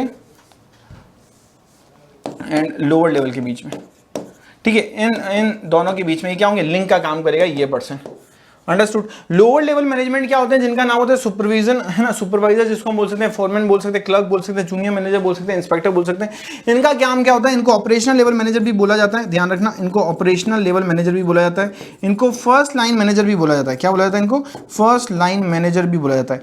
अब इनका काम क्या होता है, जो भी काम मिला है वो वर्कफोर्स को आगे एग्जीक्यूट करना, वर्कफोर्स होती है पूरी की पूरी है, और इनको काम को क्या करना होता है, एग्जीक्यूशन कराना होता है। क्या कराते हैं, काम का एग्जीक्यूशन कराते हैं। I hope it is clear, understood है, I hope it is clear. तो ये 3 लेवल्स ऑफ मैनेजमेंट है, बड़े सिंपल से थे, और जो इनकी की पॉइंट्स है वो मैंने यहाँ पे लिखवा दिए। और बाकी इनके अंदर कैटेगरी कौन कौन सी होती है वो आपको ध्यान रखनी है। टॉप में जो चीफ पर्सन होंगे, सीएमओ, सीईओ, है ना, ये सब लोग आएंगे। यहाँ पे मिडिल लेवल के अंदर फंक्शनल मैनेजर्स आ जाएंगे, department manager we can say, और लोअर लेवल को operational level first line manager भी बोलते हैं, और इनको सुपरवाइजर, फॉरमैन, क्लर्क, है ना, ये सारे इंस्पेक्टर वगैरह हम बोलते हैं। अंडरस्टूड है, I hope it is clear with you बच्चों। यहाँ पे बात क्लियर हुई या नहीं हुई, जल्दी जल्दी कॉमेंट करके बताएंगे। चलो अब यहाँ पे सबसे इंपॉर्टेंट टॉपिक आ रहा है यहाँ पे इस चैप्टर का, जो कि एग्जाम में आने के चांसेस मेरे ख्याल से ज्यादा रहेंगे, कोऑर्डिनेशन, ठीक है। अब कोऑर्डिनेशन की बात करें तो कोऑर्डिनेशन क्या होता है, सिंक्रोनाइजेशन ऑफ यहाँ पर एक्टिविटीज, ठीक है, और डिफरेंट एक्टिविटीज को हम इंटीग्रेट करते हैं, यहाँ पे हम क्या करें, डिफरेंट एक्टिविटीज को हम क्या करें दोस्तों, इंटीग्रेट करें। तो सिंपल सा यहाँ पे फॉर्म हो गया कि कोऑर्डिनेशन मतलब कोऑर्डिनेट करना। अब किस किस को कोऑर्डिनेट कर रहे हैं, तो कोऑर्डिनेट किया जा रहा है फंक्शंस ऑफ मैनेजमेंट को। फंक्शन ऑफ मैनेजमेंट कौन कौन से, POSDC, P stands for planning, O stands for organising, S stands for staffing, D stands for directing, and C stands for controlling. तो इन सबको क्या कर रहा है, कोऑर्डिनेट कर रहा है। यहाँ पे क्या कर रहा है, कोऑर्डिनेट कर रहा है। इसलिए इन सारे फंक्शंस को क्या किया जा रहा है, कोऑर्डिनेट किया जा रहा है। इसलिए कोऑर्डिनेशन को क्या बोला जाता है, यहां पे कोऑर्डिनेशन को क्या बोला जाता है, एसेंस ऑफ मैनेजमेंट। क्या बोला जाता है, essence of management. Why it is essence of management, because यहां पे इसको हर एक फंक्शन को वो क्या कर रहा है, कोऑर्डिनेट कर रहा है। प्लानिंग को कोऑर्डिनेट कर रहा है, organising, staffing, directing and controlling, सबको कोऑर्डिनेट करके चल रहा है। That's why it is known as essence of management. तो ये इंपॉर्टेंट यहां से क्वेश्चन अराइज हो सकता है कि कोऑर्डिनेशन को एसेंस ऑफ मैनेजमेंट क्यों बोलते हैं। कोऑर्डिनेशन मींस इंटीग्रेशन और bringing together different activities of an enterprises, ठीक है। तो डिफरेंट एक्टिविटीज होती है, उनको एक साथ लेके आना। इसके अंदर जो सबसे इंपॉर्टेंट क्वेश्चन है, जैसे कि ये वाला है इंपॉर्टेंस, तो ये इंपॉर्टेंस जो होती है वो प्रीवियस ईयर आ चुकी है। ये पास्ट ईयर का क्वेश्चन है, पास्ट ईयर क्वेश्चन आया था एक पास्ट ईयर, यहां पे हमारे पास क्वेश्चन आ गया था 2023 के अंदर कि भाई हमारे पास कोऑर्डिनेशन की इंपॉर्टेंस क्या है। मेरे ख्याल से 6 मार्क का क्वेश्चन या 4 मार्क का क्वेश्चन आ गया था ऑलरेडी। अब यहां पे अगर हम बात करें थोड़ी सी, ये क्या क्वेश्चन आने के चांसेस ज्यादा है क्या, तो मेरे ख्याल से अगर पास्ट ईयर ही आया तो आने के चांसेस कम है, बट फिर भी एक बार टॉपिक को रीड आउट कर लेते हैं, फिर मैं आपको इसके फीचर्स पे ले जाता हूं। ग्रोथ इन साइज, ऑब्वियसली अगर ऑर्गेनाइजेशन कोऑर्डिनेट होकर चलेगी, सारे फंक्शंस कोऑर्डिनेट होकर चलेंगे, तो ऑर्गेनाइजेशन का साइज जो होगा वो इंप्रूव होगा, न्यू एम्प्लॉइज की रिक्वायरमेंट होगी। फंक्शनल डिफरेंशिएशन मतलब कि डिफरेंट फंक्शंस होते हैं। जैसे कि परचेज की बात करूं यहां पे, जैसे कि हम परचेज की बात करते हैं, सेल्स की बात करते हैं, ठीक है, सारे फंक्शंस क्या है, प्रोडक्शन की बात करते हैं, डिफरेंट फंक्शन है। तो यहाँ पे फंक्शनल डिफरेंशिएशन है, तो इसका मतलब क्या है, क्या तीनों के अंदर क्या आएगी, स्पेशलाइजेशन आएगी। क्या आएगी दोस्तों, बच्चों यहाँ पे स्पेशलाइजेशन की बात, तो यहाँ स्पेशलाइजेशन किया जा रहा है। यहाँ पे फंक्शनल डिफरेंशिएशन का मतलब होता है स्पेशलाइजेशन करना। और यहाँ पे नेक्स्ट टॉपिक भी यही कह रहा है सर, है ना, स्पेशल मतलब कि distribute the task, small task में डिस्ट्रीब्यूट कर दो, स्मॉल पार्ट के अंदर, स्मॉल पार्ट में यहाँ पे डिस्ट्रीब्यूशन कर देना, स्मॉल टास्क में हम डिस्ट्रीब्यूट, जैसे हम पढ़ेंगे अभी सेकंड चैप्टर का first point division of work, ठीक है। और एज पर स्पेशलाइजेशन, ठीक है। तो ये पिछले साल आ रखा है सीबीएसई के अंदर ये क्वेश्चन, तो क्या इस बार आने के चांसेस है, तो इस बार आने के चांसेस मेरे ख्याल से 40-60 के, मतलब 40% आने के चांसेस, 60% नहीं आने के, ये चीज का आपको ध्यान रखना है। चलो, तो ये तो कोऑर्डिनेशन था। इससे पहले जो एक पॉइंट है, वहां से क्वेश्चन क्या पूछ सकता है क्या, तो यहां से क्वेश्चन पूछने के थोड़े चांसेस हैं। Coordination integrate group effort, obviously यहां पे मैंने क्या बोला, सारा अकेला काम नहीं कर रहा है, ग्रुप के एफर्ट को इंटीग्रेट कर रहा है, मतलब कि साथ में लेकर आ रहा है। इंटीग्रेशन मतलब कि ग्रुप के एफर्ट को साथ में, मतलब कि एक जगह पे क्या हो रहा है, प्रोडक्शन हो रहा है, एक जगह पे क्या हो रही है, परचेजिंग अकाउंटिंग हो रही है, ठीक है, एक जगह पे फाइनेंस का काम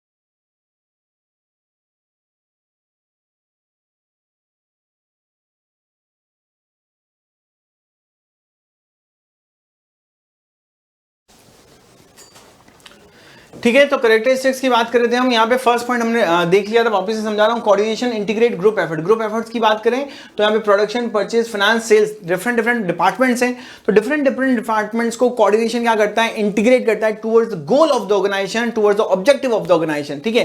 फिर हमने पढ़ा coordination is a continuous process, coordination is not a single और one time activity, because coordination अगर हमने एक पर्टिकुलर काम को करके कर लिया है, एक पर्टिकुलर ऑब्जेक्टिव को अचीव करने के लिए कर दिया है, तो अब will go for the next one, okay, और उसके बाद नेक्स्ट टू नेक्स्ट हम जाते रहेंगे। Coordination instead unity of action. Unity of action कहता है कि जितने भी डिपार्टमेंट बने हुए हैं सबके माइंड में क्या चलना चाहिए, ऑर्गेनाइजेशन का गोल चलते रहना चाहिए। नेक्स्ट बात करते हैं coordination as an all pervasive function, मतलब कि इसका मतलब हो गया कि यहां पर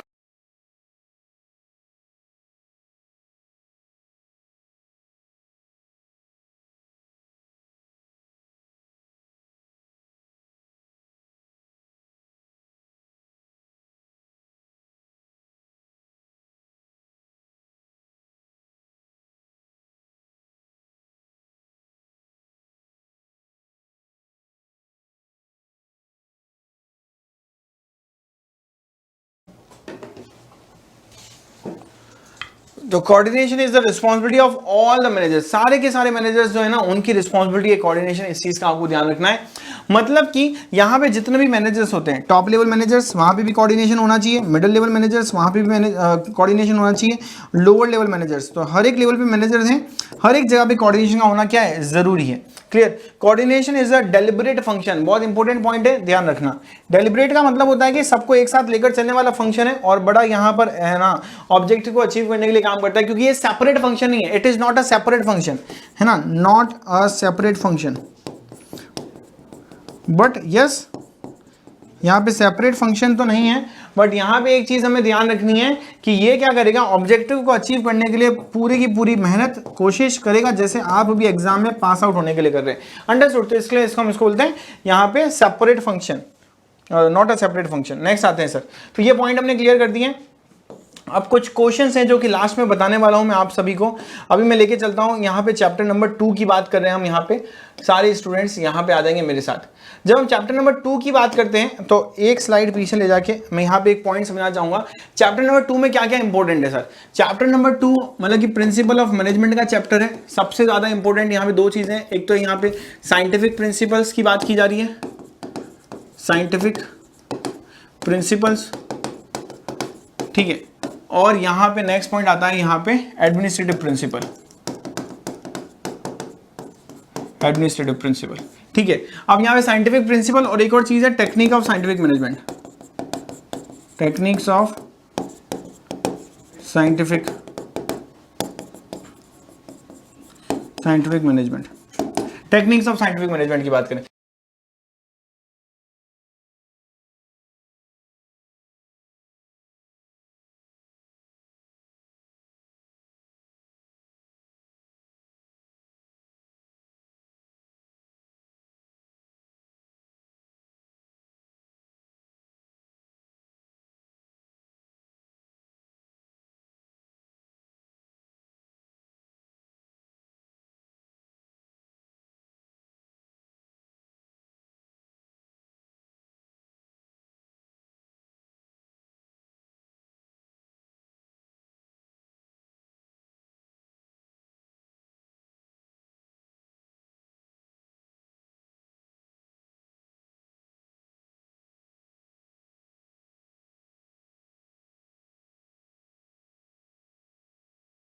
तो ये आपके लिए थोड़ा इजी हो जाएगा करना, 6 मार्क का क्वेश्चन आ जाता है तो आपके लिए बहुत ज्यादा है ना हेल्पफुल क्वेश्चन होगा और सबसे ज्यादा इजी क्वेश्चन मैं बोलूंगा ये।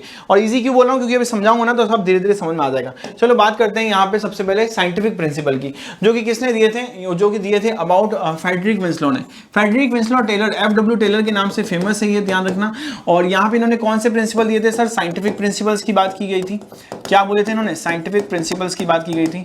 नेक्स्ट अगर हम थोड़ी सी और बात करें तो इनका जन्म कहाँ हुआ था, 1856 यूएसए के अंदर हुआ था। 1878 में मिडवेल स्टील कंपनी में इन्होंने ज्वाइनिंग कर ली थी as an engineer, mechanical engineer की तरह ज्वाइन कर लिया था। एम क्या था, एफिशिएंसी ऑफ वर्कर, मतलब कि यहाँ पे FW टेलर का जो एम है वो है लोअर लेवल ऑफ एम्प्लॉइज पे। किस पे है सर, यहाँ पे लोअर लेवल ऑफ एम्प्लॉइज पे, और उसके साथ साथ एम्प्लॉइज की एफिशिएंसी को इंप्रूव करने में, एफिशिएंसी को क्या करने में, यहाँ पे इंप्रूव करने में। अंडरस्टूड है, तो एम्प्लॉइज की एफिशिएंसी को इंप्रूव करने के लिए अंदर था। ठीक है, कंट्रीब्यूशन क्या था, इसके 3 नाम याद रखने, shop management, piece rate system और प्रिंसिपल ऑफ साइंटिफिक मैनेजमेंट। ये नेम आपको याद रखने पड़ेंगे क्योंकि एग्जाम में MCQ क्वेश्चन पूछ सकता है इससे रिलेटेड। तो याद रखिए, contribution, shop management, piece rate system, differential piece जिसको हम बोलते हैं, और प्रिंसिपल ऑफ साइंटिफिक मैनेजमेंट की बात की गई थी। चलो थोड़ी और बात करते हैं इनसे। यहाँ पे इनका मानना था कि यहाँ पे साइंस के हर एक मतलब मैनेजमेंट के हर एक पॉलिसी, मैनेजमेंट के हर एक पार्ट में साइंस को इंक्लूड कर दो, इनका ये मानना था। तो यहाँ पे प्रिंसिपल ऑफ साइंटिफिक मैनेजमेंट कहता है science is not a rule of thumb. Science is not a rule of thumb का मतलब क्या होता है, यहाँ पे ये समझाने की कोशिश कर रहा है जो हम पहले अप्रोचेज यूज करते थे, पहले जो हम अप्रोचेज यूज करते थे, ट्रेडिशनल कंसेप्ट को फोकस ना करना है, ट्रेडिशनल अप्रोच पे फोकस नहीं करना, ये ध्यान रखना है। ठीक है, ट्रेडिशनल अप्रोच पे फोकस नहीं करना है। फोकस किस पे करना है, यहाँ पे फोकस हमें करना है, यहाँ पे साइंटिफिक अप्रोच पे, साइंटिफिक अप्रोच पे फोकस करना है, साइंटिफिक कंसेप्ट फोकस करना है। मतलब कि यहाँ पे कोई चीज हो रही है तो उसका कोई रीजन भी होना चाहिए।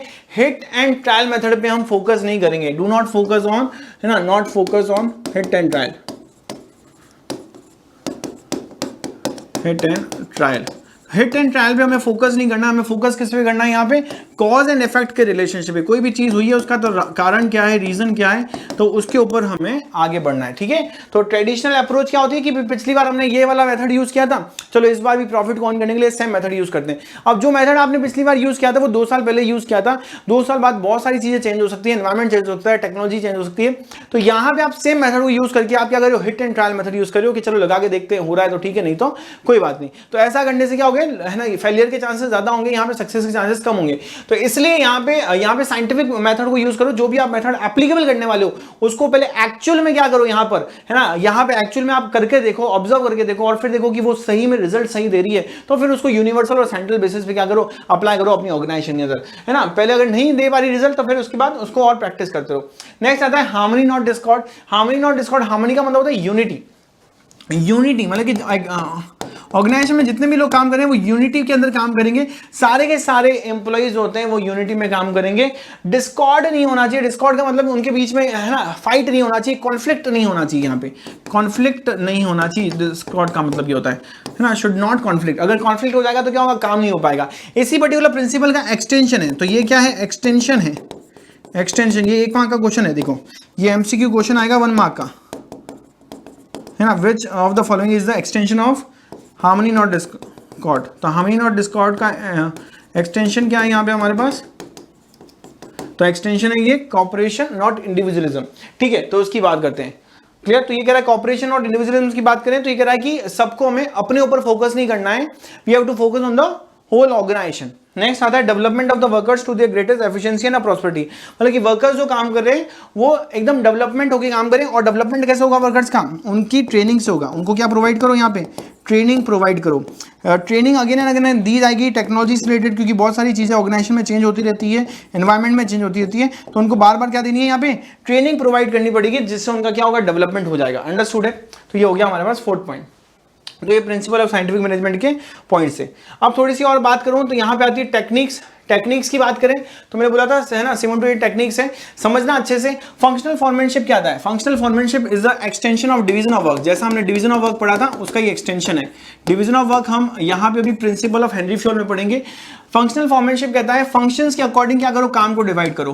फंक्शंस कौन कौन से होते हैं, जैसे सेल्स का फंक्शन होता है, परचेज का फंक्शन होता है, ठीक है, प्रोडक्शन का फंक्शन होता है, उसके अकॉर्डिंग यहाँ पे काम में वर्कर्स को डिवाइड करो। जितने भी वर्कर्स है, जो वर्कर जिसमें इंटरेस्ट रखता है उसको वो काम दिया जाए। इंटरेस्ट का मतलब होता होता है कि जिसमें वो स्पेशलाइजेशन रखता है उसको वो काम दिया जाना चाहिए। अंडरस्टूड है, क्लियर। नेक्स्ट पॉइंट ये कहता है हमारे पास स्टैंडर्डाइजेशन एंड सिंप्लीफिकेशन। जो भी काम आप स्टार्ट कर रहे हो उसका एक पहले से स्टैंडर्ड सेट करो। मतलब कि आप पढ़ने बैठ रहे हो तो ये सोच के बैठो कि आज तो मैं 3 घंटे लगातार पढ़ूंगा, ये आपने स्टैंडर्ड सेट कर लिया। अब आपने अगर स्टैंडर्ड सेट किया है तो आपका एक एम है कि हाँ मुझे 3 आवर्स तक पढ़ना है। डजंट मैटर हम एट द एंड तक 2 घंटे या 3 घंटे नहीं पढ़ पा रहे हैं, या जितना भी टाइम हमने डिसाइड किया वो नहीं पढ़ रहे, बट एक स्टैंडर्ड तो सेट किया हुआ है, कि एम तो सेट किया हुआ है। वैसे ही कंपनी के अंदर भी एम सेट किए जाते हैं कि भाई ये प्रोडक्ट को इतनी देर में बनाना चाहिए, इस प्रोडक्ट की क्वालिटेटिव स्टैंडर्ड ऐसा होना चाहिए, तो एक स्टैंडर्ड सेट करना चाहिए। नेक्स्ट आता है सिंप्लीफिकेशन। आप कोई भी काम को करने के बहुत सारे तरीके हो सकते हैं, ठीक है, तो सिंप्लीफिकेशन की बात की जा रही है। तो सिंप्लीफिकेशन ये कहता है कि यहां पे जो भी काम किया जा रहा है वो सिंप्लीफाइड वे में होना चाहिए, वो सिंप्लीफाइड वे में होना चाहिए, वहां पे कॉम्प्लिकेटेड नहीं होना चाहिए ना, should not be complicated. Process बहुत इजी होना चाहिए, ऐसा नहीं कि एम्प्लॉय खुद कंफ्यूज होता है, ठीक है, स्टैंडर्ड को मेंटेन करके रखना है। अब आते हैं ये 4 पॉइंट, ये स्टडी की बात करें, ये पार्ट किसके है सर? वर्क स्टडी के पार्ट है। ये किसके पार्ट है सर हमारे पास? ये जो 4 पॉइंट है ये वर्क स्टडी के पार्ट है। वर्क स्टडी में सबसे पहले मेथड स्टडी कह रहा है कि जो भी आप काम कंप्लीट कर रहे हो उस काम को आप कंप्लीट करो बेस्ट मेथड से। किसको चूज करना है आपको? बेस्ट मेथड से। मैं नेक्स्ट पेज बता रहा हूं आपको कि यहां पे मेथड स्टडी क्या कह रहा है, ठीक है, यहां पे कह रहा है कि बेस्ट मेथड चूज करो, बेस्ट मेथड जो है यहाँ पे चूज करना है हमें। Understood? I hope it is clear. तो बेस्ट मेथड मतलब कि जैसे कि मेरे पास 2 मेथड बेस्ट है, 1 और 2 दोनों बेस्ट है, तो क्या कर सकते हैं, इसका कॉम्बिनेशन भी सेलेक्ट कर सकते हैं, कॉम्बिनेशन भी सेलेक्ट किया जाता है। तो यहाँ पे आपके पास 2 मेथड है कि जो भी काम करना है उसके बहुत सारे तरीके अल्टरनेटिव हो सकते हैं, आपको सबको एनालाइज करना है और उनमें से क्या करना है, एक बेस्ट मेथड को सेलेक्ट करना है, ठीक है। उसके बाद आता है टाइम स्टडी। टाइम स्टडी की बात करें तो जो भी आप काम कर रहे हो उसके लिए पहले से आप क्या करो, उसका एक टाइम डिसाइड करो, स्टैंडर्ड टाइम डिसाइड करो। क्योंकि अगर आपने टाइम ही डिसाइड नहीं किया तो यहाँ पे आप वो काम 1 घंटे में कर रहे हो, 2 घंटे में कर रहे हो, 3 घंटे में कर रहे हो, कुछ एनालाइज ही नहीं कर पाओगे। तो अगर आपने पहले से डिसाइड कर लिया कि इस पर्टिकुलर बोतल को बनाने में सिर्फ मुझे कितने लगने चाहिए, 30 मिनट लगने चाहिए इस बोतल को प्रोड्यूस करने में ना मशीन के अंदर, तो 30 मिनट लगने चाहिए। और अगर आपका टाइमिंग 25 मिनट तक आ रहा है तब तक तो वेल एंड गुड है, पर अगर आपका टाइमिंग 35 मिनट या 40 मिनट तक ज्यादा है तो फिर आपने स्टैंडर्ड टाइम से ज्यादा टाइम लगा दिया, तो गलती कहां हो रही है उसको फाइंड करेंगे, जो कंट्रोलिंग में हम ऑलरेडी पढ़ने वाले हैं, ठीक है। उसके बाद अगर हम बात करें तो हम पढ़ते हैं यहाँ पे next point, fatigue study. Fatigue study क्या कहती है, यहाँ पे वर्कर्स रेगुलर काम करेंगे तो थक जाएंगे ना, दे फील टायर्ड, तो उस केस में क्या करेंगे, उनको चाहिए कि रेस्ट, तो रेस्ट के लिए यहाँ पे उनको कुछ टाइम देना चाहिए। तो टाइम गैप, इसको हम बोलते हैं टाइम गैप, या फिर हम बोल सकते हैं इंटरवल। तो उनको टाइम प्रोवाइड करना चाहिए, इंटरवल प्रोवाइड करना चाहिए, जिससे वो थक जाते हैं तो उनकी एनर्जी वो वापस आ जाए, है ना, रिकवर हो जाए, रिफ्रेश हो जाए, थोड़े वो माइंड फ्रेश हो जाए, जिससे वो वापस से अपने काम पे लग सके। जैसे स्कूल के अंदर इंटरवल दिया जाता है ना आप लोगों को, 4 क्लासेस हो गई, फिर इंटरवल, फिर 4 क्लासेस बाद में होती है, तो वो उसकी बात की जाती है। अब फैटिग स्टडी के अंदर हमें ये भी ध्यान रखना है, अगर कोई पर्सन ओवर टाइम काम कर रहा है ना, ओवर टाइम अगर काम कर रहा है तो उसको 2 इंटरवल भी दे सकते हैं। तो यहाँ पे 2 इंटरवल देने हैं, 3 इंटरवल देने हैं, वो कंपनी खुद डिसाइड करेगी। और यहाँ पे इंटरवल के बीच में टाइम गैप कितना होना चाहिए, इंटरवल के बीच में टाइम गैप कितना होना चाहिए, टाइम गैप बिटवीन 2 इंटरवल, वो भी कंपनी खुद डिसाइड करेगी। अंडरस्टूड है? तो ये रेस्ट देना जरूरी है, ऐसा हमारे साथ है ना, FW टेलर साहब कह रहे हैं। नेक्स्ट हमारे पास लास्ट आता है मोशन स्टडी। मोशन स्टडी क्या कहता है दोस्तों, मोशन स्टडी कहता है कि एक प्लेस से दूसरे प्लेस जाने में क्या लगता है, टाइम लगता है। एक प्लेस से दूसरे प्लेस जाने में क्या लग रहा है, टाइम लग रहा है। मोशन में टाइम वेस्ट हो रहा है। ये एक पर्सन है, प्रिंट निकालने के लिए बार बार 1 फ्लोर ऊपर जा रहा है और ये बार बार वापस 1 फ्लोर नीचे भी आ रहा है, तो इन सच केस में यहाँ पे टाइम कहाँ वेस्ट हो रहा है, मोशन में। तो मोशन में जो टाइम वेस्ट हो रहा है उसको क्या करना है, एलिमिनेट करना है। एलिमिनेट करो, है ना, जो भी टाइम मोशन में वेस्ट हो रहा है उसको एलिमिनेट करो और उसको कहाँ यूज करो, प्रोडक्टिव वे में यूज करो। उसको क्या करो, यहाँ पे प्रोडक्टिव वे में इसको यूज करो। Understood? I hope it is clear with you बच्चों। यहाँ तक बात क्लियर हुई या नहीं हुई, जल्दी जल्दी कमेंट करके बताएंगे यहाँ पे सारे स्टूडेंट्स, ठीक है। कंप्लीट हो गया ये बात, चलो नेक्स्ट आते हैं सर, हमारे पास ये सारे पॉइंट कंप्लीट हो गए। एक पॉइंट बचा differential piece wage system. Differential piece wage system ये कहता है कि यहाँ पे जो एम्प्लॉय जितना काम कर रहा है उसको उतना पेमेंट करना चाहिए। जैसे कि कंपनी ने डिसाइड कर लिया, फर्म ने डिसाइड कर लिया यहाँ पे कि एक प्रोडक्ट को बनाने के लिए 10 रुपए दिए जा रहे हैं, 10 रुपीज दिए जा रहे हैं, अब यहाँ पे ए, बी और सी तीन लोग हैं, तीन एम्प्लॉइज है। ए ने क्या किया यहाँ पे एक दिन के अंदर, एक दिन में यहाँ पे कितने प्रोडक्ट बनाए, एक दिन में यहाँ पे इसने 10 प्रोडक्ट बनाए। बी ने क्या किया 20 प्रोडक्ट बनाए और सी ने क्या किया 15 प्रोडक्ट बनाए। तो इस केस में यहाँ पे 10 × 10 यहाँ पे इसको कितना मिलेंगे सर 100 रुपीज मिलेंगे। यहाँ पे 20 × 10 यहाँ पे कितने मिलेंगे सर 200 मिलेंगे। यहाँ पे 15 × 10 यहाँ पे 150 मिलेंगे। तो इन सच केस में यहाँ पे पेमेंट ज्यादा किसको मिल रहा है, यहाँ पे 200 मिल रहा है बी को। क्यों मिल रहा है, क्योंकि इसने नंबर ऑफ प्रोडक्ट जो है ज्यादा प्रोड्यूस किए हैं। तो ये होता है differential piece waste system. Understood. यहां पे इसको कम क्यों मिल रहा है, क्योंकि इसने कम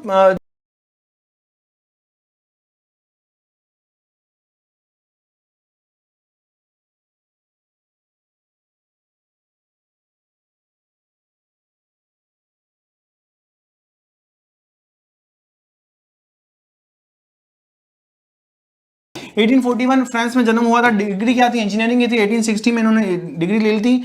वर्किंग कर रहे थे कोल माइनिंग कंपनी के अंदर। अप्लाई क्या किया था इन्होंने, मैनेजरियल टेक्निक की बात की थी। और contribution, he is also known as the father of management study and thoughts, या फिर हम इसको बोल सकते हैं फादर ऑफ एडमिनिस्ट्रेटिव प्रिंसिपल। ठीक है, वो कौन थे, वो साइंटिफिक प्रिंसिपल के फादर थे। कौन, FW टेलर साहब। अब यहाँ पे इन्होंने टोटल कितने प्रिंसिपल दिए, टोटल 14 प्रिंसिपल्स की बात की कर रहे हैं ये। तो यहाँ पे मैंने एक छोटी सी ट्रिक बनाई है 14 प्रिंसिपल्स को लर्न करने के लिए। वो क्या है सर, डैड कहाँ गए सर, यूएस गए, क्या करने गए सर, CS करने गए। वहां पे एक दोस्त मिला UR, उसने जोर से आवाज लगाई OIC। इनके फुल फॉर्म अभी बताऊंगा, जैसे जैसे हम पढ़ते जाएंगे वैसे हम सारे पॉइंट समझते रहेंगे। ये हमारे पास पूरा का पूरा डिटेल है 14 प्रिंसिपल्स का। ठीक है, जब हम 14 प्रिंसिपल्स की बात करते हैं, यहाँ पे हमारे पास ये सारे 14 प्रिंसिपल्स लिखे हैं सामने। फर्स्ट आता है division of work. Division of work का मतलब होता है जो भी काम है उसको स्मॉल स्मॉल टास्क में डिवाइड कर दो, स्मॉल स्मॉल टास्क में डिवाइड कर दो यहाँ पे। और फिर क्या कर दो, उसको डिस्ट्रीब्यूट कर दो as per the specialisation, as per the special, मतलब कि जो वर्कर जिसमें है ना स्पेशलाइजेशन रखता है उसको वो काम दे दो। और एक ही वर्कर को सारा काम मत दो, ओवरबर्डन हो जाएगा। तो छोटे छोटे टास्क में डिवाइड कर दो, छोटे छोटे काम डिवाइड कर दो। ऑथोरिटी एंड रिस्पॉन्सिबिलिटी बात करें, ऑथोरिटी का मतलब होता है राइट्स, मतलब कि पावर। रिस्पॉन्सिबिलिटी का मतलब होता है ड्यूटी। तो किसी अगर पर्सन को पावर ज्यादा दे दिए, किसी एम्प्लॉय को पावर ज्यादा दे दिए और ड्यूटी कम देंगे तो क्या करेगा, वो पावर का मिसयूज करेगा। तो काम होगा क्या, नहीं हो पाएगा। किसी पर्सन को पावर कम दे रहे हैं और ड्यूटी ज्यादा दे दी है तो उस केस में क्या होगा यहाँ पर, तो वो ड्यूटी कंप्लीट नहीं कर पाएगा। तो यहाँ पे ऑथोरिटी एंड रिस्पॉन्सिबिलिटी कहती है कि ऑथोरिटी और रिस्पॉन्सिबिलिटी दोनों क्या रहनी चाहिए, शुड बी इक्वल और बैलेंस्ड। ये क्या रहनी चाहिए, हमेशा बैलेंस्ड रहनी चाहिए, जिससे कि क्या हो पाए यहाँ पे, जिससे भी यहाँ पर दोनों है ना पावर्स अगर मिला कि 5 घंटे मशीन यूज करनी है और 5 घंटे में वो काम भी हो जाना चाहिए, तो ऐसा हमें पावर मिलना चाहिए और ऐसी ड्यूटीज होनी चाहिए। डिसिप्लिन का मतलब क्या होता है, डिसिप्लिन का मतलब होता है जो भी एग्रीमेंट हो रहा है between the employer and the management, employee and the management, वो क्या होना चाहिए, ट्रू और फेयर होना चाहिए। वो क्या होना चाहिए, ट्रू और फेयर। तो यहाँ पे लिखेंगे एग्रीमेंट जो होना चाहिए वो ट्रू एंड फेयर एग्रीमेंट होना चाहिए ना, between employee and employer. Understood है, I hope it is clear with you बच्चों। यूनिटी ऑफ कमांड की बात करें तो यूनिटी ऑफ कमांड क्या कहता है, यूनिटी ऑफ कमांड ये कहता है कि यहां पर my dear friends and students, unity of command कहता है कि आप जो भी टास्क कर रहे हो है ना, आपको जो पावर्स हैं यहाँ पे डिसीजन से कमांड है वो 2 लोगों से मिल रही है। तो 2 लोगों से मिलेगी तो आप क्या हो जाओगे, कंफ्यूज हो जाओगे। तो इस केस में कमांड आपको क्या मिलनी चाहिए, यहाँ पे एक ही पर्सन से मिलनी चाहिए जिससे कि आप कंफ्यूज नहीं और काम कर पाओ। तो there should be only one superior over one subordinate, one superior over one subordinate. तो एक ही सुपीरियर होना चाहिए एक सबऑर्डिनेट के ऊपर, जैसे कि वो काम टास्क जो है अच्छे से कर पाए। Subordination of individual interest to general interest की बात करें तो हमें क्या करना है, अपने इंटरेस्ट के बारे में नहीं, खुद के बारे में पहले नहीं सोच के जनरल इंटरेस्ट मतलब कि कॉमन गोल के बारे में पहले सोचना है। जनरल इंटरेस्ट का मतलब होता है कॉमन गोल, ऑर्गेनाइजेशन के ऑब्जेक्टिव के बारे में सोचना है सबसे पहले। ठीक है, नेक्स्ट बात करते हैं सेंट्रलाइजेशन और डिसेंट्रलाइजेशन। सेंट्रलाइजेशन की बात करें तो सेंट्रलाइजेशन की बात करें यहाँ पे तो जो पावर है ना, नो डेलीगेशन ऑफ पावर। यहाँ पे पावर जो होते हैं आगे डेलीगेट ही नहीं हो रही, नो डेलीगेशन ऑफ पावर, मतलब कि पावर कहाँ रहते हैं, यहाँ पे सेंटर में रहते हैं। पावर कहाँ रहेंगे सर, सेंटर में रहेंगे। डिसेंट्रलाइजेशन की बात करें तो यहाँ डिसेंट्रलाइजेशन क्या कहता है, डिसेंट्रलाइजेशन के बारे में यहाँ लिख रहा हूँ। तो यहाँ पे डेलीगेशन ऑफ पावर, यहाँ पे डेलीगेशन होता है मतलब कि पावर जो होते हैं वो लास्ट तक, लोएस्ट अथॉरिटी तक दिए जाते हैं। Delegation of power till the lowest level, till the lowest level.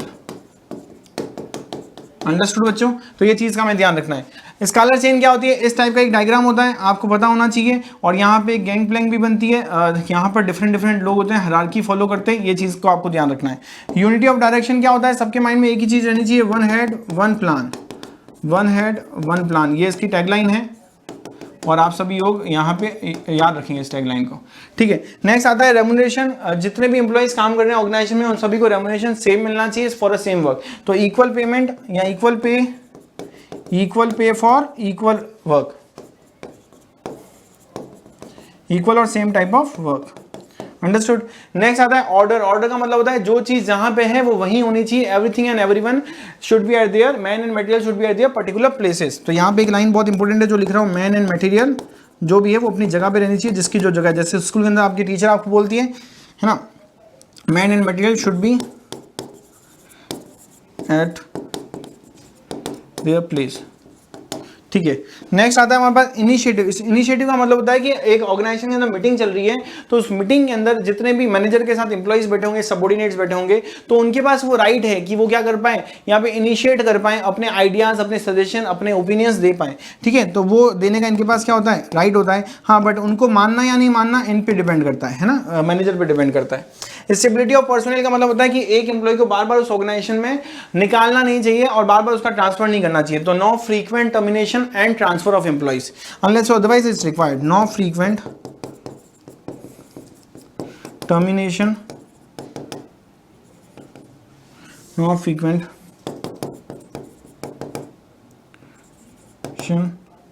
And transfer, understood. तो ये चीज का ध्यान है। इक्विटी की बात करें तो इक्विटी में क्या कहता है यहाँ पे, there should be not discrimination, है ना, not discrimination on the basis of race, religion, sex, gender, है ना। इनकी बात करें नेशनलिटी, इनके बेसिस पे कोई भी तरीके का नहीं होना चाहिए, डिस्क्रिमिनेशन नहीं होना चाहिए। तो ये चीज को आप ध्यान रखेंगे, इंपॉर्टेंट है। Not discrimination on the basis of, salary की बात नहीं कर रहा हूँ यहाँ पे, ऑन द बेसिस ऑफ, कुछ बच्चे यहाँ सैलरी का पॉइंट लिखे आते हैं,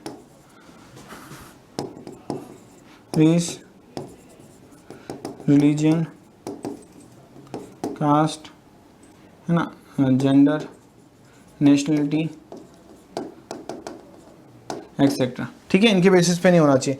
एसपी डी क्रॉप्स का मतलब क्या होता है, यूज वी, मैं की भावना नहीं रखनी है, हम की भावना रखनी है। Use we instead of I, instead of I, I की जगह मैं नहीं करना है। मैनेजर को ये नहीं बोलना है कि मैंने ये काम किया, मैंने वो किया, मैंने किया, ऐसा नहीं बोलना है। ये बोलना है कि हमने ये काम किया, हमारी टीम ने ये काम किया, अंडरस्टूड। तो यूज वी इंस्टेंट ऑफ आई, ये चीज का हमें ध्यान रखना। आई hope it is clear with you बच्चों, ये पॉइंट समझ में आ गया होगा। चैप्टर 2 हमने कंप्लीट कर लिया एक तरीके से। चैप्टर 2 जो है हमने एकदम अच्छे से कंप्लीट कर लिया है। अगर कोई दिक्कत, कोई डाउट हो तो आप मुझे कमेंट करके पूछ सकते हैं। चले फिर नेक्स्ट पॉइंट की बात करते हैं सर, नेक्स्ट चैप्टर की बात करते हैं। बिजनेस एनवायरनमेंट ये कह रहा है, इसका जो कंपैरिजन है, क्वेश्चंस है, वो आपको मिल जाएंगे इसी के अंदर, लास्ट में और हम कर लेंगे। अभी चलते हैं चैप्टर नंबर 3 बिजनेस एनवायरनमेंट की बात करते हैं और डायरेक्ट स्टार्ट करेंगे यहाँ पे पोर्शन बिजनेस एनवायरनमेंट की बात करते हैं तो फीचर से स्टार्ट करते हैं, ठीक है। जब हम बिजनेस एनवायरनमेंट की बात कर रहे हैं तो मतलब कि बिजनेस का एनवायरनमेंट, अब बिजनेस का एनवायरनमेंट डिपेंड किस पे होता है, जो बिजनेस का एक्सटर्नल एनवायरनमेंट है उस पर डिपेंड करेगा। भाई इंटरनली बिजनेस जो काम कर रहा है वो एक्चुअली डिपेंड किस पे कर रहा है, एक्सटर्नल पे डिपेंड कर रहा है। बाहर क्या क्या चेंजेस आ रहे हैं उसके कारण हम अपने अंदर के बिजनेस में चेंजेस कर रहे हैं। कोविड से पहले उत्कर्ष जो था वो ऑनलाइन मोड में इतना ज्यादा नहीं था, बट जैसे कोविड आ गया तो हमने अपने इंटरनल एनवायरनमेंट को चेंज करना पड़ा। हर एक चीज को, है ना, हर एक कोर्स को हमने क्या कर दिया, ऑनलाइन कर दिया और बहुत सारे नए ऑनलाइन कोर्सेज भी लॉन्च कर दिए। तो ये चीज का आपको ध्यान रखना है कि यहां पर एक्सटर्नल एनवायरनमेंट के कारण हमें इंटरनल एनवायरनमेंट को चेंज करना पड़ सकता है और उसका रीजन यही है कि सबसे पहला पॉइंट ये आ रहा है कि यहाँ पे एक्सटर्नल फोर्सेस की बात की जा रही है ना, यहाँ एक्सटर्नल फोर्सेस की बात की जा रही है, ये चीज ध्यान रखना। तो एक्सटर्नल फोर्सेस मतलब कि मैंने आपको कोविड का एक एग्जांपल दे दिया, यहाँ पे एक्सटर्नल फोर्स होता है, कोई टेक्नोलॉजी के अंदर चेंज हो गया, वो एक्सटर्नल फोर्स का एग्जांपल होता है। स्पेसिफिक एंड जनरल फोर्स होते हैं। स्पेसिफिक फोर्स वो फोर्स होते हैं जो कि किसी पर्टिकुलर सेक्टर पे, है ना, इंपैक्ट डाल रहे हैं, ओनली ऑन पर्टिकुलर सेक्टर, ठीक है। जनरल फोर्सेस की मतलब कि जो है ना, इंपैक्ट ऑन ऑल सेक्टर्स पे डाल रहे हैं, मतलब कि कंज्यूमर पे भी डाल रहे हैं, कॉम्पिटिटर्स पे भी डाल रहे हैं, हर एक पर्सन पे इंपैक्ट जा रहा है उसका, ठीक है। इंटर रिलेशंस होता है, ऑब्वियसली, है ना, एक दूसरे से कनेक्ट ही होते हैं हम लोग। अगर एक्सटर्नल चेंज होगा तो इंटरनल चेंज होगा। और डायनामिक मतलब कि यहाँ पे चेंजेस जो होते हैं वो बहुत फास्ट होते हैं। ऐसा नहीं है कि हम एक ही चेंज करके रख देंगे, नहीं, फास्ट चेंज होते हैं। अनसर्टिनिटी होती है ना, मतलब कि कोई चीज़ हम डिसाइड नहीं कर सकते, सर्टेन नहीं है कि क्या चेंज होने वाला है, क्या अब जीएसटी की रेट चेंज होगी, क्या वेट टैक्स की रेट चेंज होगी, क्या पेट्रोल के, है ना, प्राइसेस डाउन होंगे। तो we are not able to decide actually कि, है ना, चेंजेस होंगे क्या, अंडरस्टूड।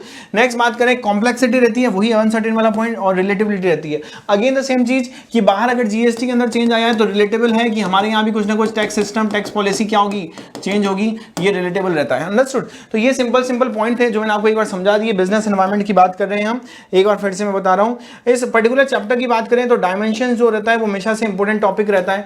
अब जब हम डायमेंशन की बात करते हैं तो सारे पॉइंट्स एक बार पढ़ लेने हैं। क्या है? इकोनॉमिक एनवायरनमेंट की बात करें, इकोनॉमिक मतलब कि which is related to money, यहाँ पे नाम से ही समझ में आ रहा है। तो अब ये इकोनॉमिक एनवायरनमेंट क्या है? रिलेटेड टू मनी है हमारे पास। इसमें क्या क्या चीज़ें आ जाएगी, जैसे कि डीमोनेटाइजेशन का एक एग्जांपल आपके सामने ही है। तो डीमोनेटाइजेशन जो है वो किसका एग्जांपल है? डीमोनेटाइजेशन इज है ना, इसका एग्जांपल है। हाँ, इन्फ्लेशन अगर हो रहा है, डिमांड सप्लाई हो रही है, तो वो भी इसका एग्जांपल है ना। इंटरेस्ट रेट इंक्रीज या डिक्रीज हो रही है, वो भी इसका एग्जांपल है। तो ये सारी चीज़ें किस में आ जाएगी सर? इकोनॉमिक में आ जाएगी। Interest rate increase decrease, demand and supply, है ना। फॉरेन एक्सचेंज में कुछ है ना यहाँ पे चेंजेस आ रहे हैं, तो उसका भी एग्जाम्पल यही होगा, इकोनॉमिक एनवायरमेंट। सोशल एनवायरमेंट की बात करें तो सोशल वेलफेयर की बात की जा रही है ना। बैकवर्ड क्लासेस के लोगों को हम जॉब प्रोवाइड कर रहे हैं, वो भी सोशल एनवायरमेंट का ही पार्ट है, तो ये ध्यान रखेंगे। टेक्नोलॉजिकल एनवायरमेंट मतलब हम क्या कर रहे हैं सर? हम नई मशीन यूज करें, पुरानी की जगह हम क्या करें? नई मशीन यूज करें, तो अपग्रेड कर रहे हैं हम, कुल मिला के यहाँ पे क्या कर रहे हैं? हम अपग्रेड कर रहे हैं, ठीक है। पॉलिटिकल एनवायरनमेंट की बात करें तो आपने 2-3 पॉइंट पढ़े होंगे कि मेक इन इंडिया वाला जो एग्जांपल है वो पॉलिटिकल एनवायरनमेंट हो रहा है कि भाई हमारी कंट्री के दूसरी कंट्री के साथ कैसे रिलेशन है, वो पॉलिटिकल एनवायरनमेंट का पार्ट है। मेक इन इंडिया, स्वच्छ भारत अभियान, वो भी किसका पार्ट है? यहाँ पे पॉलिटिकल एनवायरनमेंट का पार्ट है। अंडरस्टूड? क्लियर?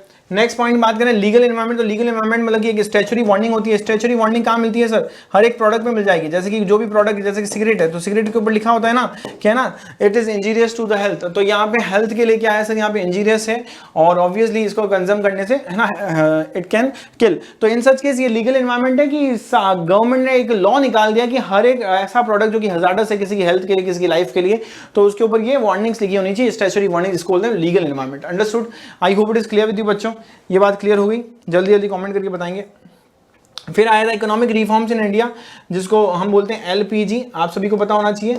इकोनॉमिक रिफॉर्म्स आया था इंडिया के अंदर, नाम था उसका एलपीजी, ठीक है। अभी बताते हैं। हाँ,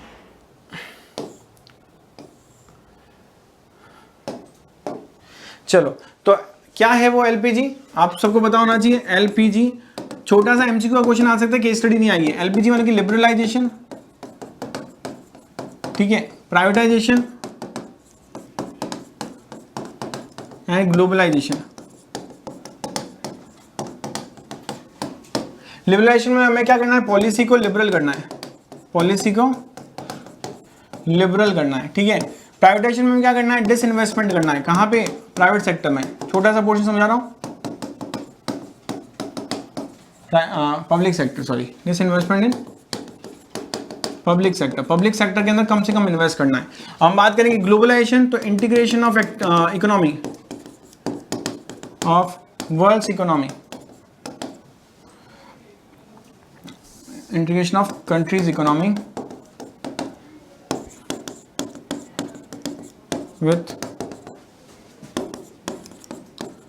वर्ल्ड्स इकोनॉमी, ठीक है। तो ये कुछ पॉइंट है आपको याद रखने हैं।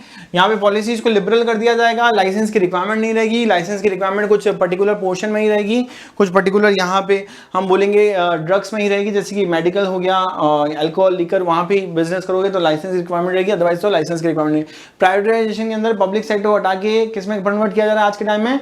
पब्लिक सेक्टर को हटा के प्राइवेट सेक्टर में चीजें दी जा रही है। तो डिसइन्वेस्टमेंट करेंगे पब्लिक सेक्टर के अंदर और इन्वेस्टमेंट करेंगे प्राइवेट सेक्टर के अंदर। ग्लोबलाइजेशन कह रहा है कि एक्सपोर्ट इंपोर्ट को बढ़ाया जाए, कस्टम्स वगैरह की बात की गई है यहाँ पे, कि मतलब कि कुल मिला के हमें क्या करना है? एक्सपोर्ट इंपोर्ट करना है, हमें इंटीग्रेट करना है दोनों कंट्रीज की इकोनॉमी को, ये साथ रखना है, ठीक है। इसके बाद एक और पॉइंट यहां से आता है निकल के, डीमोनेटाइजेशन। तो आई होप क्लियर होगा डीमोनेटाइजेशन क्या होता है। डीमोनेटाइजेशन हुआ था मेरे ख्याल से 8 नवंबर को, आई होप ये डेट आपको याद होनी चाहिए, 2016 के अंदर हुआ था। और यहाँ पे अगर हम इस डेट की बात करें तो यहाँ पे बैन कर दी गई थी पेपर करेंसी बैन कर दी गई थी। और उसके कौन सी पेपर करेंसी बैन की गई थी? 500 और 1000 की जो करेंसी थी उसको बैन कर दिया गया था। और यहाँ पे एक पॉइंट और निकल के आ रहा है, इसका रीज़न क्या था? इसका रीज़न था सर यहाँ पे जो भी हमारे पास ब्लैक मनी लोगों ने अपने पास रखा हुआ था, ब्लैक करेंसी, ब्लैक मनी रखा हुआ था, जिसपे टैक्स, ब्लैक मनी क्या होता है? जिसपे टैक्स नहीं पे किया है, तो लोगों ने जो टैक्स इविएशन किया था, टैक्स इविएशन मतलब होता है कर की चोरी करना, जो भी कर होता है उसकी हम चोरी कर रहे हैं, ओके, ठीक है, आई बात सुने, ठीक है, अंडरस्टूड ना। तो ये चीज का हमें ध्यान रखना है। तो ब्लैक मनी, टैक्स इवेशन की बात की जा रही है, ये सारी चीजें हमें ध्यान रखनी है, क्लियर।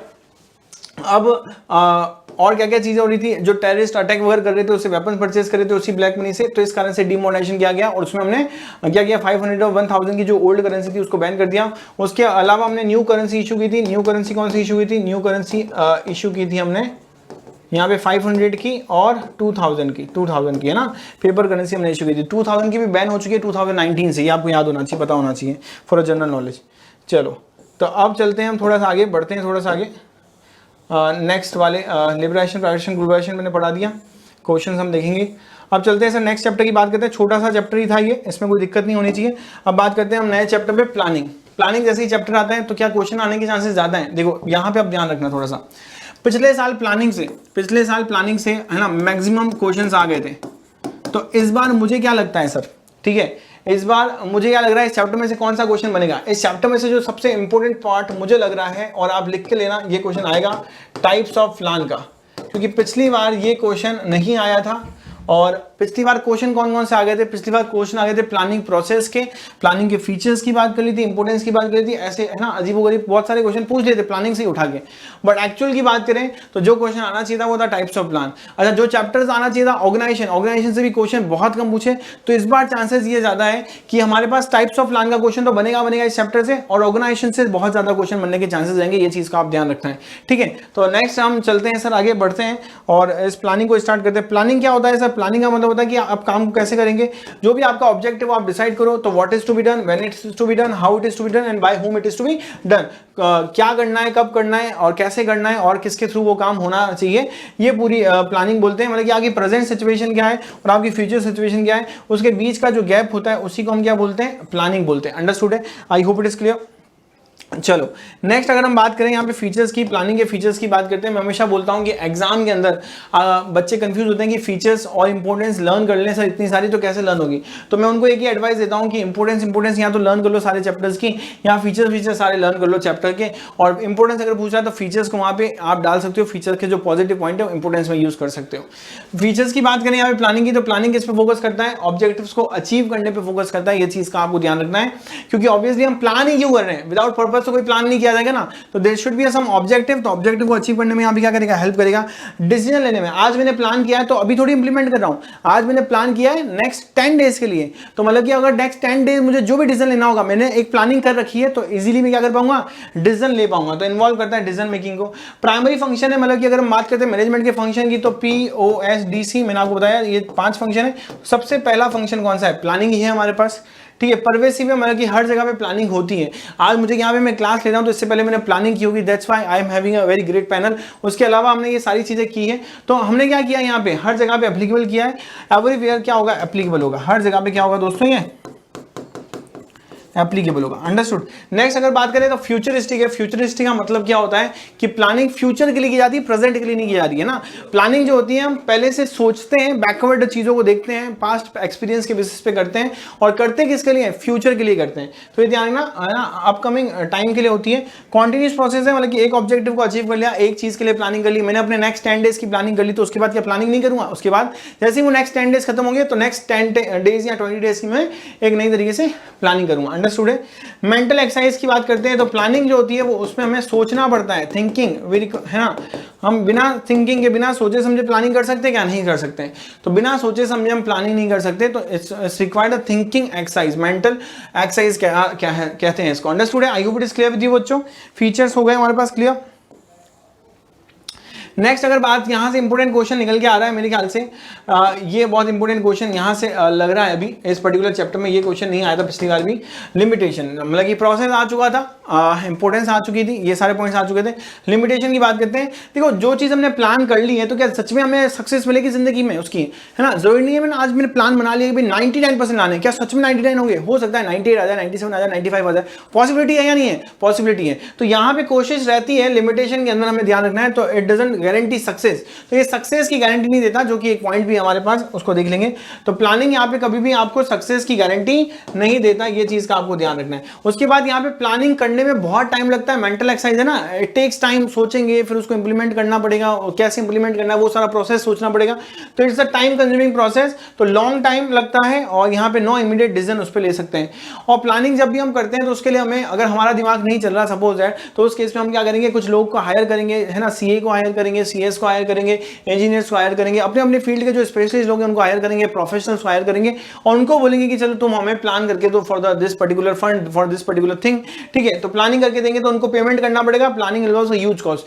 और वो प्लानिंग जब वो करके देंगे उसके बाद हम अप्लाई कर रहे हैं या नहीं कर रहे हैं, तो ये भी दिक्कत है। अगर हम अप्लाई नहीं करेंगे तो कॉस्ट बहुत ज्यादा लग जाएगी। तो प्लानिंग जो होती है उसमें क्या है, कॉस्ट बहुत ज्यादा होती है, तो इसको बोलते हैं हम cost consuming process. I hope it is clear with you बच्चों, ठीक है। ये ध्यान रखना है। नेक्स्ट अगर हम बात करें इसकी लिमिटेशन की, तो लीड्स टू रिजिडिटी। आज मैंने कोई प्लानिंग कर ली नेक्स्ट 10 डेज की, तो नेक्स्ट 10 डेज का लिए मैं क्या हो जाऊंगा, रिजिड हो जाऊंगा कि भाई 10 दिन तक मुझे ये फॉलो करना है, क्योंकि मैंने क्या किया ऑलरेडी पिछले 5 दिन से प्लानिंग कर रहा हूं कि अगले 1 महीने तक मुझे क्या करना है, तो वो 5 दिन भी वेस्ट हो जाएंगे अगर मैं रिजिड नहीं रहा तो। अंडरस्टूड। तो रिजिड रहता है तो चेंज होने के चांसेस बहुत कम होते हैं।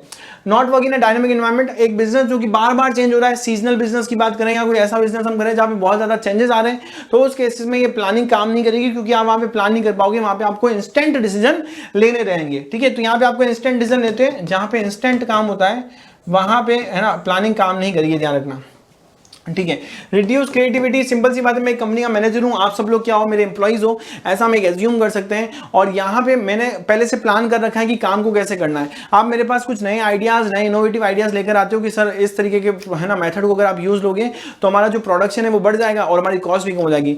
मैं बोलूंगा तुम्हारा मेथड बहुत अच्छा है, तुम्हारी प्लानिंग एकदम ठीक है, बट मैं तुम्हारे मेथड्स को यूज नहीं ले सकता। उसका रीजन क्या है? उसका रीजन यह है कि मैंने ऑलरेडी 1 से 2 महीने पहले प्लानिंग की है, बहुत सारे प्रोफेशनल को हायर किया है। अब मैं अगर इस नई चीज को इंप्लीमेंट करूंगा तो फिर वापस इतना ही टाइम खर्च हो जाएगा, तो इसलिए जो चल रहा है उसको चलने दो, विल नॉट इंप्लीमेंट योर है ना क्रिएटिविटी। तो यहाँ पे रिड्यूस करता है क्रिएटिविटी को, प्री डिटरमाइंड होता है प्लान इसलिए, और ब्लाइंड फॉलोवर्स होते हैं, जैसा काम कहा जा रहा है वैसा आप करते जाओ। आई hope it is clear with you बच्चों, ये चीज का हमें ध्यान रखना है, ठीक है। डन है, जल्दी जल्दी कमेंट करके बताएंगे एक बार यहाँ तक क्लियर हुआ या नहीं हुआ सारे बच्चों को। फिर आता है यहाँ पे हमारे पास प्लान्स की बात करते हैं तो प्रोसीजर देख लेते हैं। हालांकि एग्जाम में तो जो है यहाँ पे आने के चांसेस कम लग रहे हैं मुझे प्रोसीजर के, बट फिर भी अगर एग्जाम में आता है तो मैं ये 7 पॉइंट्स, प्लानिंग प्रोसेस में कितने पॉइंट्स है टोटल, 7 पॉइंट्स है मेरे ख्याल से, और ये 7 पॉइंट्स आपको याद होने चाहिए। तो सबसे फर्स्ट पॉइंट आता है सेटिंग अप ऑफ ऑब्जेक्टिव, मतलब कि जो भी ऑब्जेक्टिव है वो आपको डिसाइड करने पड़ेंगे। मैंने आपको प्लानिंग की डेफिनेशन के अंदर ही फर्स्ट लाइन क्या बताई थी, what is to be done. तो what is to be done का मतलब होता है कि आपके ऑब्जेक्टिव्स क्या हैं वो आपको डिटरमाइन करने पड़ेंगे, आप प्लान कर रहे हो तो, ठीक है। तो ऑब्जेक्टिव आपको डिटरमाइन करना है, उस ऑब्जेक्टिव को अचीव करने के लिए फ्यूचर में क्या क्या प्रॉब्लम आएगी, तो फ्यूचर के जो एजम्पशंस होते हैं, फ्यूचर के जो एजम्पशन होते हैं वो उनकी बात की जाती है यहाँ पे। फ्यूचर में एजम्पशंस जो होते हैं यहाँ पर उसकी बात की जाती है। तो फ्यूचर में कुछ क्या होने वाला है, क्या क्या प्रॉब्लम आ सकती है, आप रिसर्च करोगे जाके मार्केट में ना कि मैंने ये ऑब्जेक्टिव डिसाइड किया, अब फ्यूचर में क्या क्या होने वाला है उसके बेसिस पे डिसाइड किया जाएगा। Identifying alternative course of action, identifying alternative course of action की बात करें तो जो भी कोर्स ऑफ एक्शन है, मतलब कि एक पर्टिकुलर ऑब्जेक्ट जो हमने डिसाइड किया है उसको अचीव करने के लिए बहुत सारे वेज हो सकते हैं या नहीं हो सकते हैं, तो दे आर मेनी वेज। तो बहुत सारे तरीके, बहुत सारे वेज हो सकते हैं एक पर्टिकुलर ऑब्जेक्टिव को अचीव करने के लिए, तो उनको हमें क्या करना पड़ेगा, आइडेंटिफाई करना पड़ेगा। फिर आता है कि जितने भी वेज हैं उन सबका एनालाइज करेंगे, जितने भी वेज हैं उनको क्या करेंगे, हम इवेल्युएट करेंगे, और इवेल्यूशन करने के बाद हम ये फाइंड करेंगे जो भी बेस्ट वे है उस काम को करने का, उस ऑब्जेक्टिव को अचीव करने का। बेस्ट वे बोल सकते हैं, बेस्ट मेथड बोल सकते हैं, बेस्ट वे या फिर बेस्ट मेथड भी बोल सकते हैं उस ऑब्जेक्टिव को अचीव करने का। अंडरस्टूड। वो हम सेलेक्ट करेंगे और सेलेक्ट करने के बाद हम क्या करेंगे, यहाँ पे इंप्लीमेंट कर देंगे हमारी ऑर्गेनाइजेशन के अंदर, और इंप्लीमेंट करने के बाद उसका फॉलोअप लेते रहेंगे। ऐसा नहीं कि इंप्लीमेंट कर दिया तो चलो जाने दो, नहीं, उसके बाद उसको देखते रहना है, चेक करते रहना है, ठीक है। तो फॉलोअप लेते रहेंगे। तो ऐसे टोटल 7 पॉइंट्स है प्लानिंग प्रोसेस के अंदर, वो आपको याद रखने, अच्छे से माइंड में रखने। क्लियर। नेक्स्ट अब यहाँ से क्वेश्चन इंपोर्टेंट जो मैं कह रहा हूँ कब से कि सर है ना ये वाला क्वेश्चन आने के चांसेस आपके थोड़े ज्यादा रहते हैं, तो आता है सिंगल यूज प्लान और स्टैंडिंग प्लान। ठीक है, सिंगल यूज प्लान की बात करें तो यहाँ पे ओनली 1 टाइम यूज होगा, नाम में लिखा हुआ है सिंगल, और ये जो होगा अगेन एंड अगेन यूज होता रहेगा। ठीक है, ये जो होगा यहां पे अगेन एंड अगेन यूज होता रहेगा। चलो इसकी बात करते हैं थोड़ी सी। तो टाइप्स ऑफ प्लान की बात करें तो हमारे पास कौन कौन से हैं सर, यहां पे मैं एक प्लान लिख देता हूं, गायब हो गया लगता है, तो उसको हम बोलेंगे ऑब्जेक्टिव। ठीक है, चलो तो ये हमारे पास टोटल टाइप्स ऑफ प्लान है, कितने हैं टोटल 8 प्लान्स के टाइप है हमारे पास, कितने हैं 8 टाइप्स ऑफ प्लान है। ऑब्जेक्टिव की बात करें तो कौन डिसाइड करता है sir, top level management decide करता है, ये चीज का आपको ध्यान रखना है। और ऑब्जेक्टिव कंपनी का जो गोल है उसकी बात की जा रही है कि जो भी प्लान आप बना रहे तो कंपनी के गोल तो डिसाइड करेंगे, तो टॉप लेवल डिसाइड करता है। ऑब्जेक्टिव को अचीव करने के लिए क्या बनाई जाती है, स्ट्रेटेजी बनाई जाती है। ऑब्जेक्टिव को अचीव करने के लिए क्या बनाई जाती है, स्ट्रेटेजी बनाई जाती है। अगेन ये भी टॉप लेवल डिसाइड करती है, ध्यान रखना। और स्ट्रेटेजी के बाद यहाँ पे बनाई जाती है पॉलिसी। पॉलिसी मतलब क्या होता है, यहाँ पे एग्जीक्यूट करना है, ये भी टॉप लेवल ही बनाता है, ठीक है। फिर प्रोसीजर, जो कि यहाँ पे हमारे पास काम के है ना, यहाँ पे प्रोसेस क्या होगा उसकी बात की जाती है। जैसे अभी हमने प्लानिंग का प्रोसेस पढ़ा, उसकी बात करें तो यहाँ पे प्रोसेस डिसाइड किया जाता है कि काम को करने का एक प्रोसेस क्या होगा, स्टेप्स क्या होंगे, उसकी बात की जा रही है। और फिर उस पर्टिकुलर काम को करने का बेस्ट मेथड यहाँ पे डिसाइड किया जाएगा, best method to complete the job, complete the task, best way की बात की जा रही है यहाँ पे। और बेस्ट वे के बाद यहाँ पे कंपनी के लिए रूल्स होते हैं, कंपनी के जो रूल होते हैं वो स्ट्रिक्ट होते हैं, फॉर ऑल स्ट्रिक्ट होते हैं और एप्लीकेबल फॉर ऑल होते हैं, ऐसा नहीं कि किसी के लिए कम किसी के लिए ज़्यादा। और प्रोग्राम की बात की जा रही है, प्रोग्राम के अंदर सब कुछ इंक्लूड होता है, यहाँ पे प्लान भी इंक्लूड होता है, यहाँ पे ऑब्जेक्ट भी इंक्लूड होता है, यहाँ पे स्ट्रेटेजी भी इंक्लूड होती है, यहाँ पे पॉलिसी भी इंक्लूड होती है, प्रोसीजर भी इंक्लूड होता है। प्रोग्राम के अंदर यहाँ पे सब कुछ इंक्लूड होगा, अंडरस्टूड। लास्ट आता है बजट। बजट जो कि आपको डिसाइड करना होता है एक्सपेक्टेड या एस्टिमेटेड, ठीक है। यहाँ पे आपको डिसाइड करना होता है एस्टिमेटेड, यहाँ पे जितना भी खर्चा लगने वाला है या जो भी आप काम कर रहे हो तो उसके लिए यहाँ पे जो भी एक्सपेंसेस और इनकम की बात की जाती है वो ऑलरेडी हम एस्टिमेट करते हैं, ये आ जाता है हमारे पास टाइप्स ऑफ प्लान के अंदर। आई होप इट इज क्लियर बच्चों। ये कुछ पॉइंट्स अगर नहीं समझ में आ रहे तो एक बार कोई बात नहीं, यहाँ पे हमारे पास ध्यान रखना, स्ट्रेटेजीज जो होती है, यहाँ पे जनरल गाइडलाइंस होते हैं, जनरल स्टेटमेंट्स होते हैं। ये पॉइंट्स आप एमसीक्यू में देखने को मिलेंगे, जनरल स्टेटमेंट, जनरल गाइडलाइन, ठीक है। ये पॉइंट्स आप याद रखें। तो ये सारे पॉइंट्स क्लियर हो गए। क्वेश्चंस भी करेंगे, टेंशन ना लें। जो बच्चे मेरे साथ जुड़े हैं उनको मैं बता दूं क्वेश्चन भी करेंगे। एक बार के लिए हम करीब 6 से 7 चैप्टर कर लेंगे, फिर उसके बाद क्वेश्चंस भी करने वाले हैं। ऑर्गेनाइजिंग की बात करने वाला हूं यहाँ पे, थोड़ी सा आगे बढ़ते हैं, थोड़ा सा आगे चलते हैं। देखो ऑर्गेनाइजिंग, पिछले साल क्वेश्चन बहुत कम पूछे थे ऑर्गेनाइजेशन से, ठीक है। 3 नंबर का क्वेश्चन एक पूछा होगा मेरे ख्याल से। तो इस बार सबसे ज्यादा इंपॉर्टेंट, मोस्ट इंपोर्टेंट चैप्टर जो है सर, मोस्ट इंपोर्टेंट चैप्टर क्यों बोला हूँ, क्योंकि पिछले साल क्वेश्चन नहीं पूछा था, तो ये मोस्ट इंपोर्टेंट चैप्टर रहेगा। और मैं चाहूंगा कि इस चैप्टर को हर एक बच्चा पूरा कंप्लीट करे।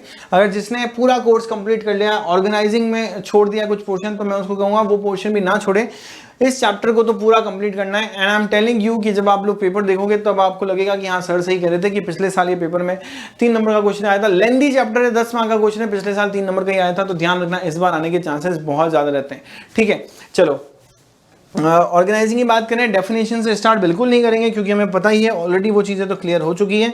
अब बात करेंगे यहाँ पे हम ऑर्गेनाइजिंग के प्रोसेस से, ठीक है। जब मैं प्रोसेस से बात करता हूँ तो ऑर्गेनाइजेशन कैसे की जाती है, सबसे पहले हम क्या करते हैं, हम डिवाइड करते हैं काम को। यहाँ पे देखो ऑर्गेनाइजेशन के अंदर हमें क्या करना होता है, ऑर्गेनाइजेशन की डेफिनेशन ये कहती है, ऑर्गेनाइजेशन की डेफिनेशन ये कहती है कि आप क्या कर दो, है ना, रिस्पॉन्सिबिलिटीज जो होती है, रिस्पॉन्सिबिलिटीज जो होती है ना, वो फिक्स कर दो, रिस्पॉन्सिबिलिटीज फिक्स कर दो, सबकी क्लियर कर दो कि भाई उसको पता होना चाहिए कि उसके काम क्या है, उसकी रिस्पॉन्सिबिलिटी क्या है, उसको वो सारी चीजें क्लियर होनी चाहिए, रिस्पॉन्सिबिलिटीज फिक्स होनी चाहिए। सबसे फर्स्ट पॉइंट आता है identification and division of work. तो आइडेंटिफाई करना कि आपका काम क्या है। First you have to identify, okay, what is your work, then after identification you have to divide the work into an small task and between the workers those who are specialised in it.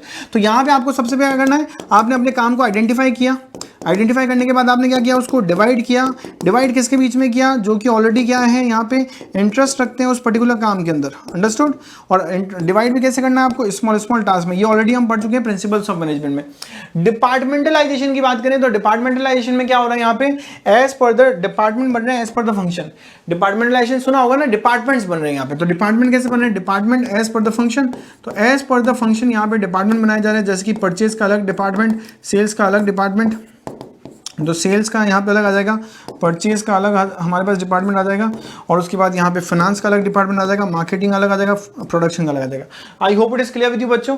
ये simple सी बात का हमें ध्यान रखना है, done है। चलो ये नेक्स्ट आता है असाइनमेंट ऑफ ड्यूटीज। नेक्स्ट आता है हमारे पास असाइनमेंट ऑफ ड्यूटीज। असाइनमेंट मतलब कि जो भी टास्क हमने डिफाइन कर लिया है, अब यहाँ पे वर्कर्स को क्या करेंगे, ड्यूटीज असाइन करेंगे। जितने भी वर्कर्स है, सेल्स में, परचेज में, प्रोडक्शन में, यहाँ पे stabilising reporting relationship. Reporting relationship की बात करें यहाँ पे, अब हमें यहाँ पे जो भी वर्कर्स एम्प्लॉयर ने एम्प्लॉय को काम दिया है, अब यहाँ पे रिपोर्टिंग देखेंगे। ये जो पर्टिकुलर सबऑर्डिनेट है ये किसको रिपोर्ट करेगा, मतलब कि आपके पापा ने आपको बोला कि चल ये दादा का ये काम करके आ जा, तो आप किसको रिपोर्ट करोगे, मतलब कि आपके आपके फादर ने आपको बोला कि जाओ दादा का चश्मा ठीक करा के आ जाओ, ठीक है, तो इन सच केस में आप यहाँ पे किसको रिपोर्ट करोगे, तो आप रिस्पॉन्सिबल अपने फादर को, और आपके फादर किसको रिस्पॉन्सिबल है, आपके ग्रैंडफादर को। तो you have to report to the जो भी आपके सुपीरियर है उनको you are going to be report. Understood ना? तो ये मॉनिटरिंग चलती रहती है और ऐसे ऑर्गेनाइजिंग का ये प्रोसेस चलता रहता है। अंडरस्टूड है?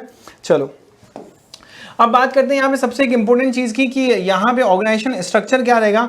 ऑर्गेनाइजेशन स्ट्रक्चर की बात करें तो इसको दो पार्ट्स में डिवाइड किया गया है, एक होता है फंक्शनल स्ट्रक्चर, एक होता है डिविजनल स्ट्रक्चर। फंक्शनल स्ट्रक्चर की सबसे इंपॉर्टेंट बात मैं आपको सबसे पहले बता देता हूँ, क्वेश्चन हम इसका फॉर्मेट समझे उससे पहले।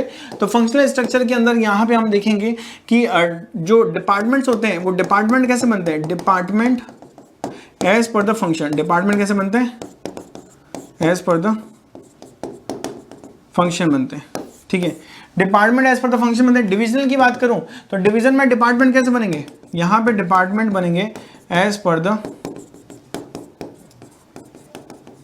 प्रोडक्ट। डिपार्टमेंट कैसे बनेंगे, यहाँ पे एज पर द प्रोडक्ट बनेंगे। आई hope it is clear with you बच्चों।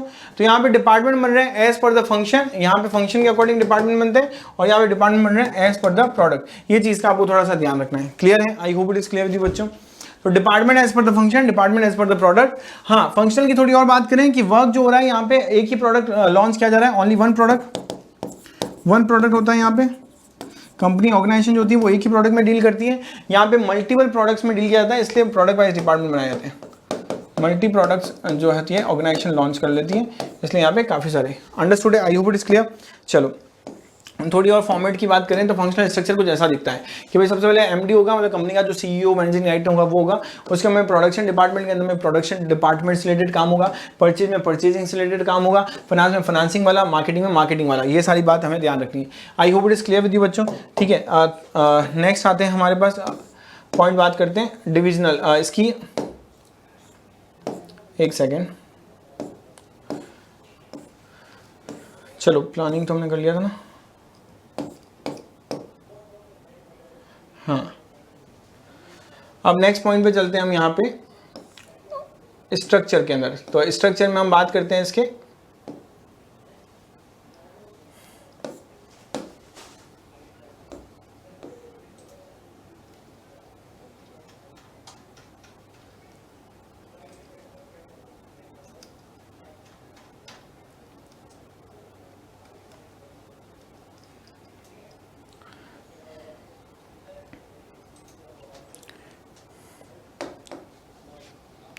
ठीक है। अब इसके अंदर हम बात करते हैं इसके एडवांटेजेस की। यहाँ से आप ध्यान रखना, एडवांटेजेस पूछी जा सकती है फंक्शनल स्ट्रक्चर की। तो एडवांटेजेस की बात करें तो यहाँ पे फंक्शनल स्पेशलाइजेशन रहता है क्योंकि फंक्शंस के अकॉर्डिंग डिपार्टमेंट बन रहे हैं। नेक्स्ट आता है इफेक्टिव कंट्रोल एंड कोऑर्डिनेशन, मतलब कि आप इजीली कंट्रोल कर पाते हैं। आपको पता होता है कि हाँ इस पर्टिकुलर फंक्शन के अंदर यहाँ पे प्रॉब्लम आ रही है, प्रोडक्शन डिपार्टमेंट के अंदर प्रोडक्शन सही से नहीं हो रहा, इसलिए गुड्स जो हो रहा है वो सेल नहीं हो पा रहा है, ठीक है। तो इफेक्टिव कंट्रोल आप कर पाएंगे। इंप्रूव एफिशिएंसी, आपको पता रहेगा कि किस डिपार्टमेंट के अंदर काम है ना यहाँ पे लैग कर रहा है या किस डिपार्टमेंट में काम सही से नहीं हो रहा है, तो उस जगह की एफिशिएंसी जो होगी इंप्रूव कर पाएंगे, क्योंकि यहाँ पे काम जो डिस्ट्रीब्यूट किया जा रहा है, वर्क जो डिस्ट्रीब्यूट किया जा रहा है as per the specialisation distribute किया जा रहा है। तो जिस पे स्पेशलाइजेशन के अकॉर्डिंग अगर वर्क डिस्ट्रीब्यूट किया जा रहा है तो यहाँ पे एफिशिएंसी क्या करेगा, ये इंप्रूव करेगा। अवॉइड डुप्लीकेशन, डुप्लीकेशन होगा नहीं, सेल्स का काम सेल्स में किया जा रहा है ना, यहाँ पे परचेज का काम परचेज में किया जा रहा है, प्रोडक्शन का काम प्रोडक्शन में किया जा रहा है। ईज इन ट्रेनिंग की बात की जा रही है, ट्रेनिंग जो होगी वो क्या होगी यहाँ पे है ना, बहुत ईजिली की जा सकती है, क्योंकि मुझे अगर ट्रेनिंग देने जाना होगा तो मैं सिर्फ प्रोडक्शन डिपार्टमेंट में जाऊंगा, अगर मैं प्रोडक्शन का ट्रेनर हूं तो मुझे परचेज में जाना होगा तो मैं परचेज में जाऊंगा। तो जहां भी मुझे ट्रेनिंग देनी है वो पर्टिकुलर एक डिपार्टमेंट में जाऊंगा, तो इजीली एम्प्लॉय भी सीख पाएंगे, प्रॉपर अटेंशन दे पाएगा। हर एक एम्प्लॉय जो जिस डिपार्टमेंट का है वो उस पर्टिकुलर डिपार्टमेंट में क्या कर पाएगा, प्रॉपर अटेंशन दे पाएगा। ये ध्यान रखना है, प्रोडक्शन का प्रोडक्शन में, परचेज का परचेज में, सेल्स का सेल्स में, फाइनेंस का फाइनेंस में, ये चीज हमें ध्यान रखनी है। Understood? I hope it is clear. Next आते हैं सर हमारे पास डिसएडवांटेज क्या क्या हो सकती है। तो डिसएडवांटेज की बात करें तो फंक्शनल एम्पायर, कि भाई फंक्शन के बेसिस पे सोचा जा रहा है ना, not focused on organization goal, not focused on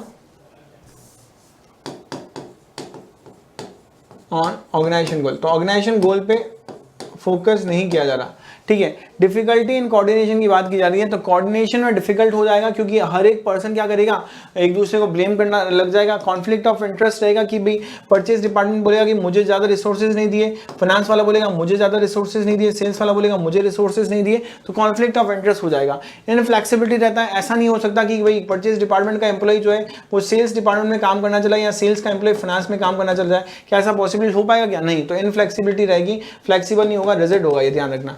difficulty to hold accountable, कौन किस काम के लिए अकाउंटेबल है भाई? अगर गोल अचीव नहीं होगा तो परचेज डिपार्टमेंट वाला कहेगा भाई मैंने तो अपना बेस्ट दिया है और ये सेल्स के अंदर ही कुछ गड़बड़ रह गई, सेल्स वाले अच्छे से मार्केटिंग नहीं कर पाए। सेल्स वाला कहेगा प्रोडक्शन की क्वालिटी जो थी वो इतनी अच्छी नहीं थी इसलिए यहाँ पे काम अच्छे से नहीं हो पाएगा।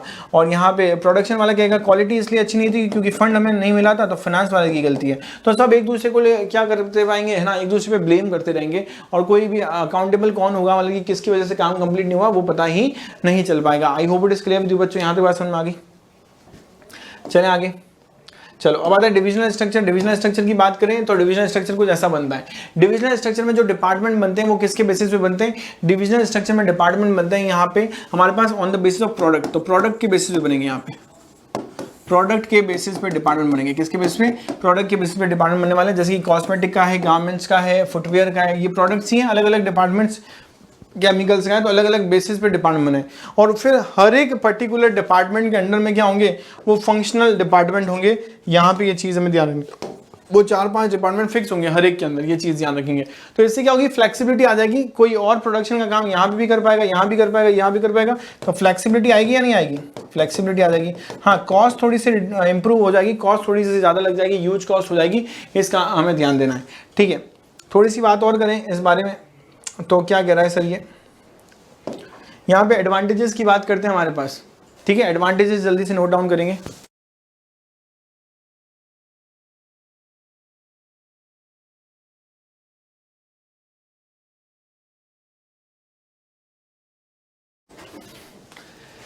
ओके, तो एडवांटेजेस ऑफ डिविजनल स्ट्रक्चर की बात करेंगे, उसके बाद एक क्वेश्चन दूंगा। तो एडवांटेज क्या रहती है? प्रोडक्ट स्पेशलाइजेशन रहता है। प्रोडक्ट स्पेशलाइजेशन की बात करें तो मतलब कि एज पर द प्रोडक्ट जो होता है, यहाँ पर डिपार्टमेंट बनते हैं तो प्रोडक्ट वाइज स्पेशलाइजेशन रहेगी, फास्ट डिसीजन मेकिंग रहेगी। मतलब किसी भी पर्टिकुलर प्रोडक्ट से रिलेटेड डिसीजन लेना है कि पता चला 4 प्रोडक्ट हमने लॉन्च किया, शू लॉन्च किया, कॉस्मेटिक लॉन्च किया, क्लोथ लॉन्च किया है ना, और मेडिकल लॉन्च किया है, तो इस केस में शू वाला डिपार्टमेंट अच्छा काम नहीं कर रहा है तो इमीडिएटली उसको क्या कर पाएंगे, बंद कर पाएंगे। या अगर वो अच्छे से काम कर रहा है तो उसका और गुड्स मंगवा पाएंगे, ये ध्यान रखनी है। अकाउंटेबिलिटी, कौन कितना अकाउंटेबल है वो एक्चुअल में हम पता कर पाएंगे कि यहाँ प्रोडक्शन डिपार्टमेंट में सॉरी यहाँ पे अगर क्लोथिंग डिपार्टमेंट में सेल नहीं हो रही है तो क्लोथिंग डिपार्टमेंट रिस्पॉन्सिबल है, वो प्रॉफिट ही नहीं दे पा रहा, आपको अपना डिपार्टमेंट ही नहीं हो रहा। फ्लेक्सिबिलिटी जो मैंने ऑलरेडी बता दिया था क्वेश्चन स्टार्ट होते ही टॉपिक के अंदर, एक्सपांशन एंड ग्रोथ की पॉसिबिलिटी होती है कि भाई हाँ हमने 3 डिपार्टमेंट ऑलरेडी लॉन्च किए, अच्छे से काम कर रहे हैं तो 4 डिपार्टमेंट लॉन्च कर पाएंगे, 5 कर पाएंगे, 6 कर पाएंगे, क्योंकि फ्लेक्सिबिलिटी है, एम्प्लॉइज इधर से उधर ट्रांसफर हो पा रहे हैं, कोई दिक्कत नहीं है। ठीक है, ये चीज का हमें ध्यान रखना है। चलो, ये हमारे पास कंप्लीट हो गया ये टॉपिक। इसके बाद हमारे पास आएगा यहाँ पर स्ट्रक्चर के बाद हमारे पास पॉइंट रहेगा नेक्स्ट पॉइंट,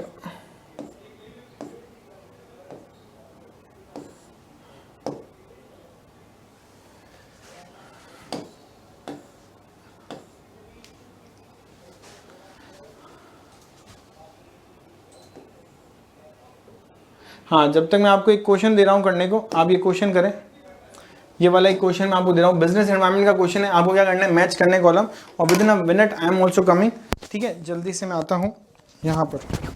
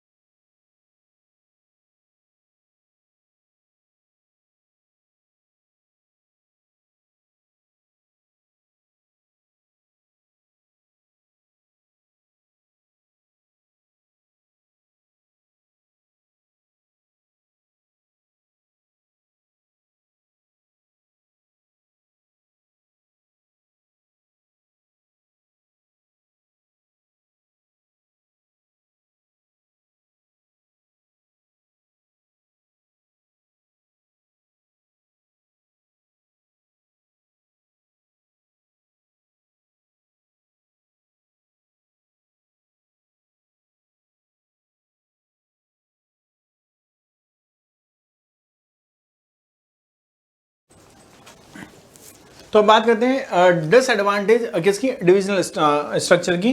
तो यहाँ डिसएडवांटेज क्या रहती है, क्योंकि हमारे पास एक ज़्यादा डिपार्टमेंट होंगे तो रिसोर्स ज़्यादा रिक्वायर्ड होंगे ना, तो यहाँ पे आपको टाइम भी ज़्यादा देना पड़ेगा, आपको ह्यूमन रिसोर्स की भी रिक्वायरमेंट ज़्यादा होगी, आपको आपकी कॉस्ट भी ज़्यादा लगेगी यहाँ पर, ठीक है। प्रोडक्ट फोकस डिपार्टमेंट रहेगा, क्योंकि हम यहाँ पे फोकस किस पे कर रहे हैं, यहाँ पे हम फोकस ऑर्गेनाइजेशन पे कर रहे हैं क्या सर, ऑर्गेनाइजेशन पे फोकस नहीं कर रहे हैं, यहाँ पे हम फोकस कर रहे हैं प्रोडक्ट पे, हमारे प्रोडक्ट पे फोकस कर रहे हैं, हमें ये फर्क ही नहीं पड़ रहा कि दूसरा प्रोडक्ट काम कर रहा है कि नहीं, हम अपने एक ही प्रोडक्ट पे फोकस कर रहे हैं। कॉन्फ्लिक्ट रहेगा, कॉन्फ्लिक्ट यही रहेगा कि भाई उस पर्टिकुलर प्रोडक्ट के लिए ज़्यादा काम किया जा रहा है, ठीक है, हमारे प्रोडक्ट के लिए थोड़ा कम काम किया जा रहा है, तो प्रोडक्ट सेकंड के लिए काम कम किया जा रहा है, प्रोडक्ट फर्स्ट के लिए ज़्यादा काम किया जा रहा है। कॉस्ट इंक्रीज होगी, यूज कॉस्ट, जो मैंने अभी यहाँ पे बता दिया था आपको, कॉस्ट की रिक्वायरमेंट यहाँ पे ज़्यादा रहेगी, अंडरस्टूड, क्योंकि एक डिपार्टमेंट नहीं है यहाँ पे मैनेज करने के लिए, मेंटेनेंस करने के लिए हमारे पास 4 प्रोडक्ट होंगे तो 4 डिपार्टमेंट बन जाएंगे, 3 होंगे तो 3, उसके अंडर में भी फिर फंक्शनल मैनेजर तो रहेगा ही रहेगा, अंडरस्टूड है। अब हम बात करते हैं यहाँ पे डिफरेंस जो कि आपको खुद से करना है। अब सबसे इंपॉर्टेंट पार्ट आ गया यहाँ पे फॉर्मल ऑर्गेनाइजेशन और इनफॉर्मल ऑर्गेनाइजेशन।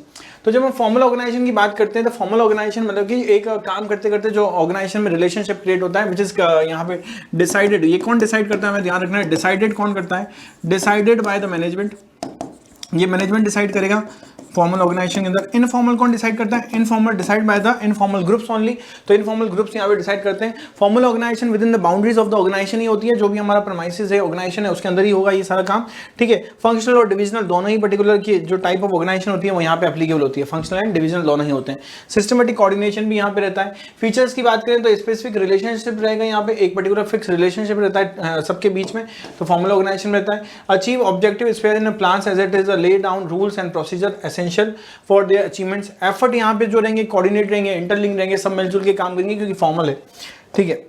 उसके आगे अगर हम बात करें यहाँ पर तो हमारे पास एडवांटेज की बात करते हैं, तो एडवांटेज में क्या आता है, फिक्सेशन ऑफ रिस्पॉन्सिबिलिटी। यहाँ पे रिस्पॉन्सिबिलिटी हम फिक्स कर पा रहे हैं फॉर्मल के अंदर कि भाई यहाँ पे तुम मैनेजर हो तो तुम्हारे क्या क्या काम है, तुम यहाँ पे सबऑर्डिनेट हो तो तुम्हारे क्या क्या काम है, तो यहाँ पे हम क्या कर पा रहे हैं, we are able to fix the responsibility. Duties fix होगी क्योंकि ऑर्गेनाइजेशन की डेफिनेशन ही कहती है कि यहाँ पे वर्किंग रिलेशनशिप क्लेरिफाई करो, तो वर्किंग रिलेशनशिप जो होंगे वो यहाँ पे क्लियर हो जाएंगे, वो ऑर्गेनाइजेशन के अंदर होंगे, वर्किंग रिलेशनशिप जो होंगे वो यहाँ पे क्लेरिफाई हो जाएंगे, अंडरस्टूड।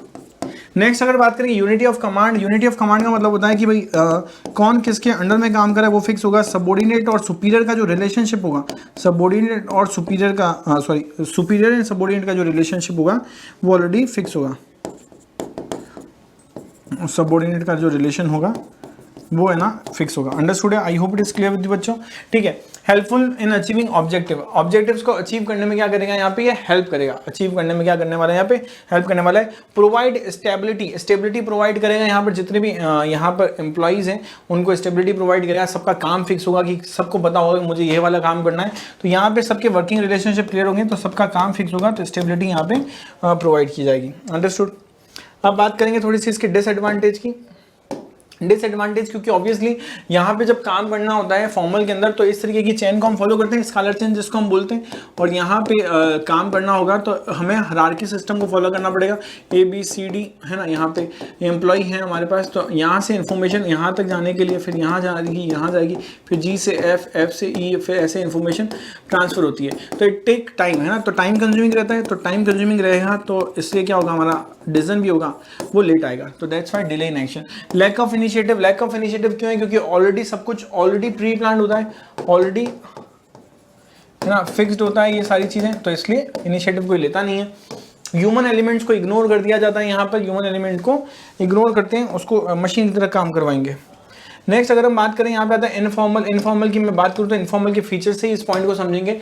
इनफॉर्मल का मतलब कि फॉर्मल ऑर्गेनाइजेशन में मैं काम कर रहा हूँ, जैसे हम working in the commerce department, पर मेरे साइंस के कुछ डिपार्टमेंट के फ्रेंड्स भी उनके साथ अच्छी ट्यूनिंग है। उसका रीज़न क्यों है सर, उसका रीज़न यही है कि यहाँ पर जब हम काम करते रहते हैं तो हमारे वहाँ पर काम करते करते एक्टिविटीज़ करते करते कुछ फ्रेंड्स बन जाते हैं, तो यहाँ पे क्या हो रहा है, इनफॉर्मल रिलेशन क्रिएट हो रहा है। तो यहाँ पे ये रीज़न क्या है इसके पीछे, इसका रीज़न फॉर्मल ही है, ध्यान रखना। तो फॉर्मल की वजह से ही कौन सा रिलेशन क्रिएट हो रहा है, अगर मैं फॉर्मल में ही नहीं होता तो वो साइंस वाले फ्रेंड मेरे साथ फ्रेंड बनते क्या नहीं बनते, तो फॉर्मल की वजह से ही, रीज़न से ही यहाँ पे इनफॉर्मल का है ना, यहाँ पे रिलेशनशिप क्रिएट हो रहा है। इनफॉर्मल जो होता है वो इनफॉर्मल ग्रुप होता है, इस ग्रुप की नॉर्म्स जो होते हैं, इस ग्रुप के जो लोग होते हैं वही डिसाइड करते हैं। तो इनफॉर्मल ग्रुप्स के बीच में बनता है, इनकी नॉर्म्स भी यही लोग डिसाइड करते हैं। नॉर्म्स रूल्स कोई भी फॉर्मल स्ट्रक्चर वाले डिसाइड नहीं करते हैं, ये हम लोग डिसाइड करते हैं। इसके रूल्स रेगुलेशन सब हम ही डिसाइड करते हैं, फॉर्मल ऑर्गेनाइजेशन यहाँ पे डिसाइड नहीं करती है। I hope it is clear with you बच्चों। तो ये चीज़ का हमें ध्यान रखना है। नेक्स्ट अगर हम बात करें इसके एडवांटेज की, तो एडवांटेज यहाँ पे कम्युनिकेशन फास्टर होता है इनफॉर्मल के अंदर, क्योंकि हमें कोई हायरार्की स्कॉलर चेन को फॉलो नहीं करना पड़ता है। तो यहाँ पे स्कॉलर चेन को फॉलो नहीं करेंगे, नो स्कॉलर चेन, ये ध्यान रखना। यहाँ पे हम क्या करते हैं, एक पर्सन को दूसरे पर्सन से बात करनी है वो कैसे भी कर सकता है यहाँ पे इससे, ठीक है। तो यहाँ पे कोई भी हमारे पास बात की जा सकती है। सोशल नीड्स फुलफिल होती है। ऑर्गेनाइजेशन बैठे बैठे पूरे टाइम काम करके इंसान क्या हो जाता है, थक जाता है, उसको रिफ्रेशमेंट के लिए है ना, ही और she has to talk to their friends. तो यहाँ पे वो अपने दोस्तों से बात करता है, सोशल नीड्स फुलफिल होती है, अपनी पर्सनल बातें भी शेयर करता है। Helps in achieving organisational objective, objectives को अचीव करने में क्या करते हैं यहाँ पे, हेल्प करती है। ये चीज़ का ध्यान रखना ऑर्गेनाइजेशन के ऑब्जेक्टिव के लिए भी, क्योंकि कभी ऑर्गेनाइजेशन को कोई टास्क ये होता है तो कंपनी क्या करती है, उन पर्टिकुलर इनफॉर्मल लोगों की क्या बना देती है, टीम बना देती है। और टीम बना देती है तो इनके बीच में क्या रहता है, पहले से कोऑर्डिनेशन रहता है। और कोऑर्डिनेशन ज़्यादा इसलिए अच्छा है क्योंकि वो अच्छे दोस्त हैं, तो कोऑर्डिनेशन रहता है तो वो क्या कर पाएंगे यहाँ पे, है ना, अच्छे से काम कर पाएंगे। अंडरस्टूड है? I hope it is clear with you बच्चों। डन। और नेक्स्ट अगर इसकी डिसएडवांटेज की बात करें तो डिसएडवांटेज क्या होता है, रूमर्स क्रिएट हो सकते हैं, क्योंकि ऑब्वियसली सभी लोग इनफॉर्मली कनेक्ट है ना, ऑर्गेनाइजेशन के थ्रू कनेक्ट नहीं है, तो कुछ भी बातें एक दूसरे से शेयर करें कि उसकी सैलरी ये है, उसकी इतनी सैलरी है, ऐसे कुछ रूमर्स क्रिएट करें। कोई पर्टिकुलर CEO है वो रिजाइन मार रहा है, ऐसे कुछ रूमर्स शेयर कर रहे हैं, ठीक है। रेजिस्टेंस टू चेंज जो है यहाँ पे चेंजेस होने के जो भी चांसेस होते हैं, जो नई टेक्नोलॉजी लेकर आती है ऑर्गेनाइजेशन, उसको रेजिस्ट करते हैं ये एम्प्लॉइज मिलकर, एक ग्रुप बना लेते हैं कि हम तो ये नई टेक्नोलॉजी को नहीं एक्सेप्ट करेंगे, तो रेजिस्ट करते हैं। प्रेशर ऑफ ग्रुप नॉर्म्स की बात करें तो ग्रुप नॉर्म्स जो होते हैं यहाँ पे, है ना, उनका प्रेशर रहता है ऑर्गेनाइजेशन पे। ऑर्गेनाइजेशन यहाँ पे जो भी नई चीजें वो लेकर नहीं आ पाती है समटाइम्स। Okay, clear. नेक्स्ट, तो ये तो हमारे पास हो गया पूरा का पूरा पॉइंट, यहाँ पे सारे पॉइंट्स क्लियर हो गए, डन है। I hope it is clear with you बच्चों। जल्दी जल्दी मुझे बताएं, यहाँ तक बात समझ में आ गई तो आगे लेके चलता हूँ। यहाँ तक अगर पॉइंट क्लियर हो गया तो आगे लेके चलता हूँ। डन। ये क्वेश्चंस हैं जो कि आपको मैं होमवर्क में देने वाला हूँ। अब आगे चलते हैं, नेक्स्ट पॉइंट की, चैप्टर की बात करते हैं, ठीक है। इस पर्टिकुलर चैप्टर के अंदर हमारे पास एक टॉपिक और बचता है, वो है हमारे पास यहाँ पे delegation of authority. Delegation of authority की बात करें यहाँ पे तो क्या होती है, यहाँ पे सबसे पहले इस पॉइंट पे आ जाएंगे, डेलीगेशन। तो इसके तीन पॉइंट्स होते हैं, या फिर हम प्रोसेस कह सकते हैं। एक होता है ऑथोरिटी हमारे पास, एक होता है हमारे पास रिस्पॉन्सिबिलिटी, एक होता है हमारे पास अकाउंटेबिलिटी। जब हम बात करते हैं यहाँ पे ऑथोरिटी की, है ना, एलिमेंट्स के अंदर जब हम बात करते हैं ऑथोरिटी की, तो यहाँ पे ये कहता है पावर्स की बात की जा रही है। तो पावर्स जो होते हैं हमेशा कौन देता है, यहाँ पे सुपीरियर देता है। किसको देता है? सुपीरियर देता है हमारे पास अपने सबॉर्डिनेट को, सबॉर्डिनेट को देगा, पावर देगा, कमांड देगा, ऑर्डर देगा, है ना। रिस्पॉन्सिबिलिटी होती है यहाँ पे, रिस्पॉन्सिबल कौन रहेगा? सबॉर्डिनेट रिस्पॉन्सिबल रहेगा। सबॉर्डिनेट रिस्पॉन्सिबल रहेगा किसके लिए? सुपीरियर को, जो भी काम उसने दिया है। और अकाउंटेबिलिटी रहेगी एट द एंड में, यहाँ पे जो भी टास्क होगा वो अकाउंटेबल रहेगा। मतलब कि सपोज दैट एक मैनेजर है, ये मैनेजर है, अब ये मैनेजर ने सबॉर्डिनेट को टास्क दिया, इस सबॉर्डिनेट ने इस सबॉर्डिनेट को टास्क दिया, तो यहाँ पे ये इस पर्टिकुलर पर्सन ने काम कंप्लीट नहीं किया, तो ये रिस्पॉन्सिबल किसको होगा? इसको होगा। बट एट द एंड ये रिस्पॉन्सिबल किसको होगा? यहाँ पे मैनेजर को होगा। मतलब एट द एंड इसकी रिस्पॉन्सिबिलिटी होती है कि काम कर रहा है कि नहीं कर रहा कोई एम्प्लॉई, और यहाँ पे, ठीक है। तो अब यहाँ पे एक पॉइंट पे लेके चलता हूँ मैं आपको, जिससे ये तीनों चीजें क्लियर हो जाएगी, ठीक है। यहाँ पे पॉइंट समझना। मीनिंग की बात करें तो authority refers to the right of an individual. Authority का मतलब होता है right of an individual to command his subordinate. मिलेगा ना, सुपीरियर सबॉर्डिनेट का रिलेशनशिप होता है, सुपीरियर और सबॉर्डिनेट का रिलेशन होती है कि यहाँ पे कमांड दे रहा है इसको, ठीक है। तो मतलब कि इसका मतलब ये हो गया, ये कैसे हो रही है सर? डाउनवर्ड हो रही है, ये ध्यान रखना, ठीक है। इसकी बात करें तो रिस्पॉन्सिबिलिटी होती है, ऑब्लिगेशन होता है इंडिविजुअल का to carry out the assigned duties. मतलब कि यहाँ भी ये जो रिलेशन है कि इस पर्सन की रिस्पॉन्सिबिलिटी होती है इसकी रिस्पॉन्सिबिलिटी को कंप्लीट करना, ड्यूटीज को कंप्लीट करना, और ये भी कैरी आउट होती है रिस्पॉन्सिबिलिटी, सेम पॉइंट ही है। इट कैन बी डेलीगेटेड, यहाँ पे डेलीगेट किया जा सकता है, ये डेलीगेट नहीं किया जा सकता। It can never be delegated, ये तो फिर भी डेलीगेट किया जा सकता है, ये डेलीगेट हो सकता है, और यहाँ पे चांसेस हो सकते हैं, यहाँ तो कभी भी नहीं हो सकते हैं, ठीक है। नेक्स्ट अगर हम बात करें origin, arise from the formal position, formal position में काम करते करते हो जाएंगे। Arise from the authority, authority देंगे तो रिस्पॉन्सिबिलिटी भी देनी पड़ेगी, और arise from the responsibility, responsibility दोगे तो अकाउंटेबिलिटी भी करनी पड़ेगी। ये डाउनवर्ड होती है, अभी मैंने समझाया, ये अपवर्ड होती है, ये अपवर्ड होती है। ये इंपॉर्टेंट एमसीक्यू क्वेश्चन यहाँ से अराइज होने के चांसेस है, ठीक है। ये एमसीक्यू क्वेश्चन जो है यहाँ से अराइज होने के चांसेस है। I hope it is clear with you बच्चों। ये सारे पॉइंट्स हमारे पास हमने क्लियर कर दिए। अब यहाँ पे एक क्वेश्चन बचता है सेंट्रलाइजेशन डिसेंट्रलाइजेशन, जो कि ऑलरेडी मैं समझा चुका हूँ।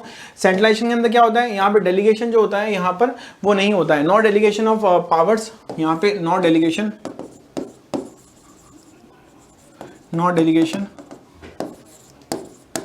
ऑफ पावर, ठीक है, ठीक है। और उसके बाद हम यहाँ देखेंगे नॉट डेलीगेशन होगा, पावर का कोई भी डेलीगेशन नहीं होगा।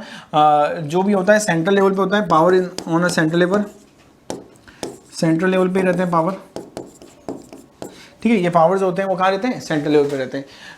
डिसेंट्रलाइजेशन की बात करें तो डिसेंट्रलाइजेशन ये कहता है कि भाई जो पावर है वो क्या होता है, उनका delegation till the lowest level रहता है। तो डेलीगेशन ऑफ पावर, ये लाइन जरूर लिख के आएंगे, power till the lowest level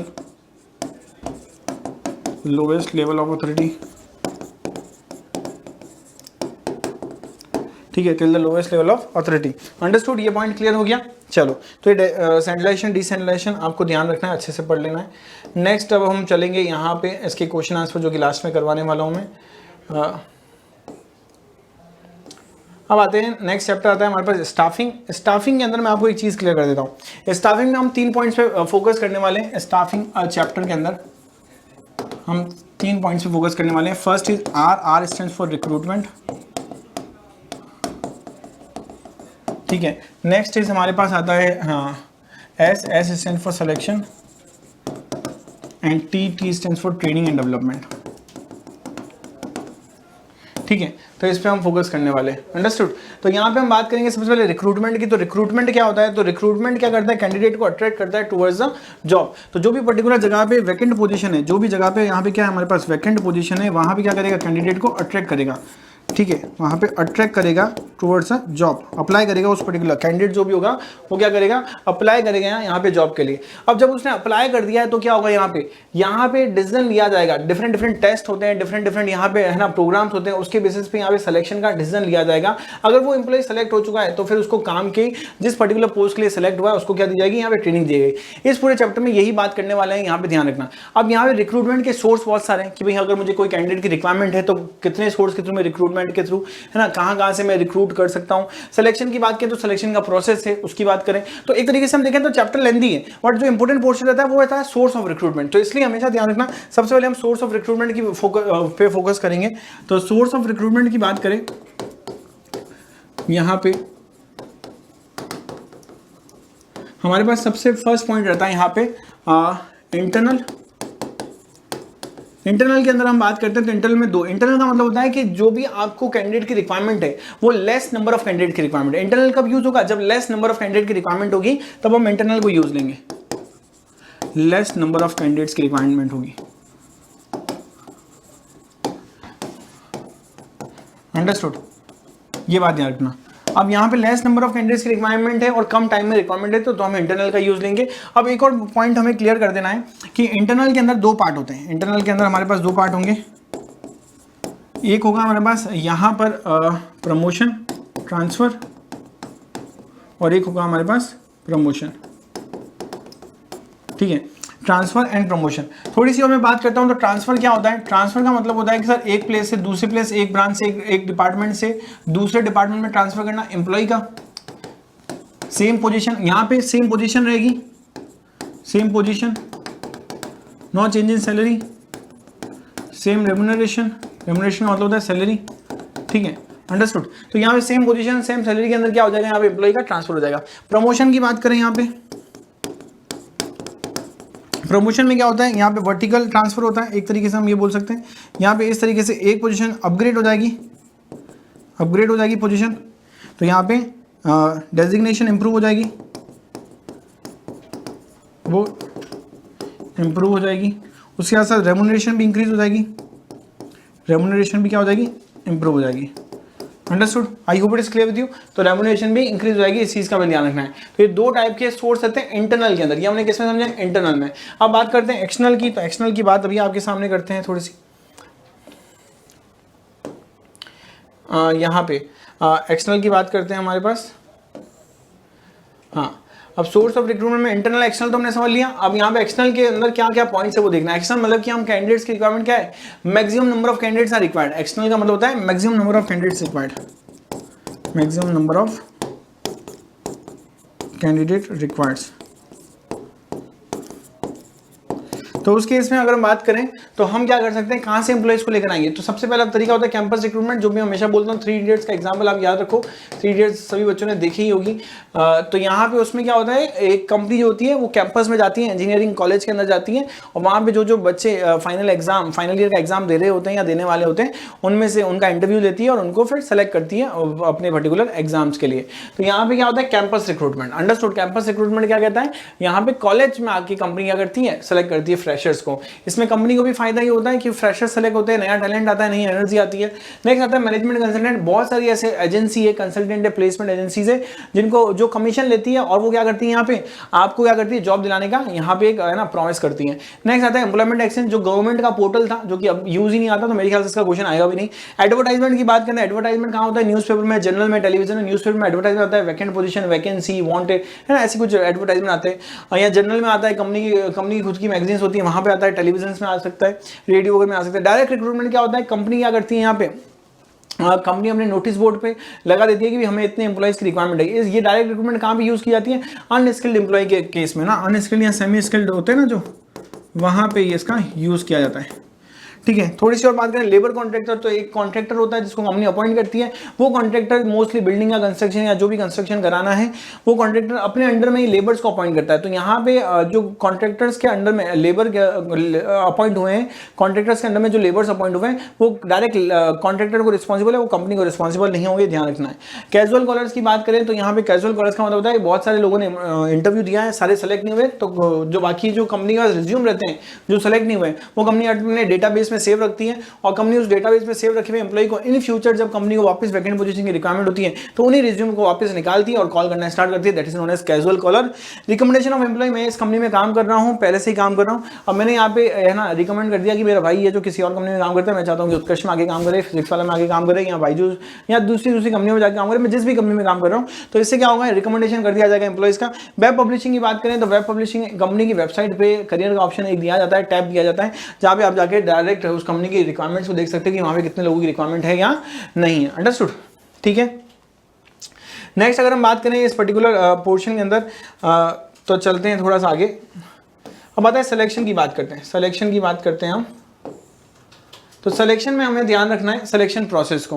देखो सिलेक्शन प्रोसेस सबसे इंपॉर्टेंट पोर्शन रहेगा कि किसी एम्प्लॉय का रिक्रूटमेंट के लिए उसने अप्लाई किया होगा, डिफरेंट सोर्स के तो अप्लाई कर सकता है, बट अब यहाँ पे उसका सेलेक्ट हुआ नहीं। सबसे पहले होती है प्रीलिमिनरी स्क्रीनिंग। तो इसमें एग्जाम्पल लेते हैं, एक पर्टिकुलर जॉब है, और जॉब में क्या क्या चाहिए सर, MBA की रिक्वायरमेंट चाहिए, कंपनी को क्या चाहिए, MBA चाहिए। ये जो पर्सन है वो बीकॉम किया हुआ है, और ऐसे बहुत सारे पर्सन है जो बीकॉम किए हुए हैं, और कुछ पर्सन है जो कि MBA किए हुए हैं। तो सपोज दैट कंपनी क्या करेगी, प्रीलिमिनरी स्क्रीनिंग करेगी। प्रीलिमिनरी स्क्रीनिंग के अंदर क्या करेगी, इस बीकॉम वाले को निकाल देगी। क्यों निकाल दिया सर, इसको निकाल के फेंक दिया, और इसका रीजन क्या था सर, इसका रीजन ये था कंपनी को रिक्वायरमेंट MBA की है ना कि बीकॉम की है पर्सन की, तो इसलिए कंपनी ने प्रीलिमिनरी स्क्रीनिंग में उन रिज्यूम्स को रिजेक्ट कर दिया, उन CV को रिजेक्ट कर दिया जो कि किसी और पर्टिकुलर क्वालिफिकेशन से यहां पे बिलोंग करते हैं।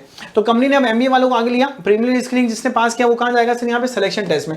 सिलेक्शन टेस्ट में कौन कौन से टाइप के टेस्ट होते हैं वो ध्यान रखना। सिलेक्शन टेस्ट के अंदर बात करें तो यहां पे हमारे पास इंटरेस्ट टेस्ट होता है कि एक पर्टिकुलर एम्प्लॉय का इंटरेस्ट कहां पे है ना, इंटरेस्ट टेस्ट होगा। एक होगा IQ टेस्ट, इंटेलिजेंट क्वेश्चन जिसको बोलते हैं, तो उसमें उसका इंटेलिजेंस चेक की जाएगी, जजमेंट चेक की जाएगी, डिसीजन लेवल चेक किया जाएगा। एक होता है पर्सनैलिटी टेस्ट, आपकी पर्सनैलिटी चेक की जाएगी, अब इमोशनली कैसे हो, आपका है ना मतलब कि ड्रेसिंग सेंस कैसा है, पर्सनैलिटी कैसा है, दिखने में कैसे हो, वो सारी चीज़ें पर्सनैलिटी टेस्ट की जाएगी।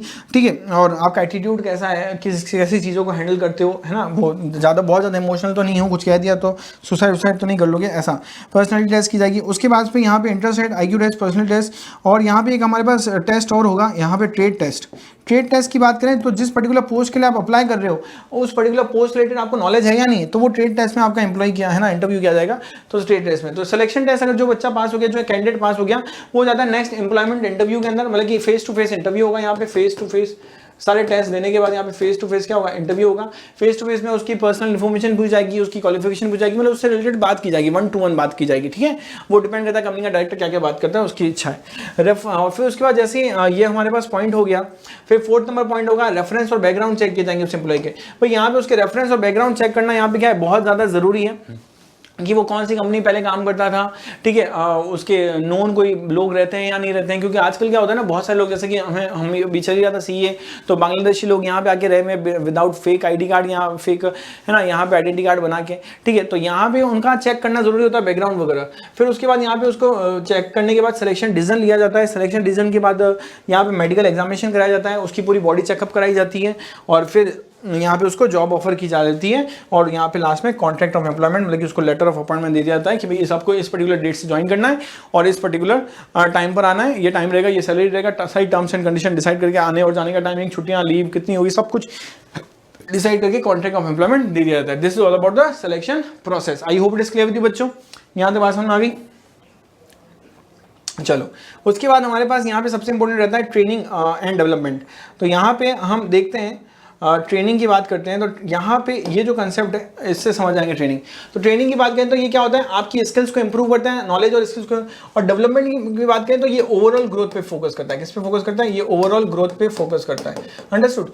ट्रेनिंग की बात करें तो इनेबल करता है एम्प्लॉय को to do the job better job करने के लिए, अच्छे से जॉब करने के लिए। डेवलपमेंट यहाँ पे ओवरऑल ग्रोथ जो मैंने लिखा है यहाँ पे, it is a job oriented process, ये जॉब के लिए डिपेंड होता है, ये पूरी हमारी लाइफ टाइम काम आती है ग्रोथ। तो oriented process career oriented process होता है। It is a narrow scope, है ना, यहाँ पे नैरो स्कोप रहता है, क्योंकि जब तक आप काम कर रहे हो वो ट्रेनिंग तभी काम आएगी, जैसे आपने जॉब छोड़ी दूसरी ऑर्गेनाइजेशन में लगे तो दूसरी ट्रेनिंग दी जाएगी। बट डेवलपमेंट जो होता है वो ब्रॉड स्कोप है, जैसे आपने इस कंपनी में साथ में काम करते करते एमबीए कर ली, कंपनी ने उसका खर्चा उठाया, तो वो डेवलपमेंट है, और वो एमबीए हमेशा आपके काम आएगी, इस ऑर्गेनाइजेशन में काम करो या नहीं करो। ये मोर सुटेबल टेक्निकल स्टाफ है, और ये यहाँ पे मैनेजरियल स्टाफ है। अंडरस्टूड। तो ये पार्ट हो गया हमारे पास स्टाफिंग है। तो स्टाफिंग में क्या क्या इंपोर्टेंट है, रिक्रूटमेंट वाला पार्ट इंपोर्टेंट है, सिलेक्शन का प्रोसेस इंपोर्टेंट है, और ट्रेनिंग एंड डेवलपमेंट में डिफरेंस इंपोर्टेंट है। ठीक है बच्चों, तो आज के लिए हम इतना ही करते हैं। 6 चैप्टर्स हमने कंप्लीट कर लिए। आने वाली क्लास में हम डायरेक्टिंग और कंट्रोलिंग करके और फिर लास्ट के जो 3-4 चैप्टर है वो कंप्लीट करेंगे। मिलेंगे फिर नेक्स्ट क्लास में। Till then what you have to do, you have to share this class with all of your friends. And the most important thing कि यहाँ पे आपको रिवाइज करनी है। अगर आप लेट ज्वाइन हुए थे तो स्पीड बढ़ा के वापस देख सकते हैं इस क्लास को। ध्यान रखना कि इस क्लास को अगर आप कंप्लीट कर रहे हैं, इसके नोट्स को आप रीड कर रहे हैं, और इसके बीच में जो क्वेश्चंस भी हैं जो भी कराए जाएंगे, आगे भी कराए जाएंगे, वो क्वेश्चंस को अगर आप अच्छे से देख रहे हैं तो आपके लिए है ना बहुत ईजी हो जाएगा पेपर। ये वीडियो जरूर एक बार देख के जाएं। Okay, so till then what you have to do, you just have to take care of yourself, take care of your friends, take care, bye bye and thank you.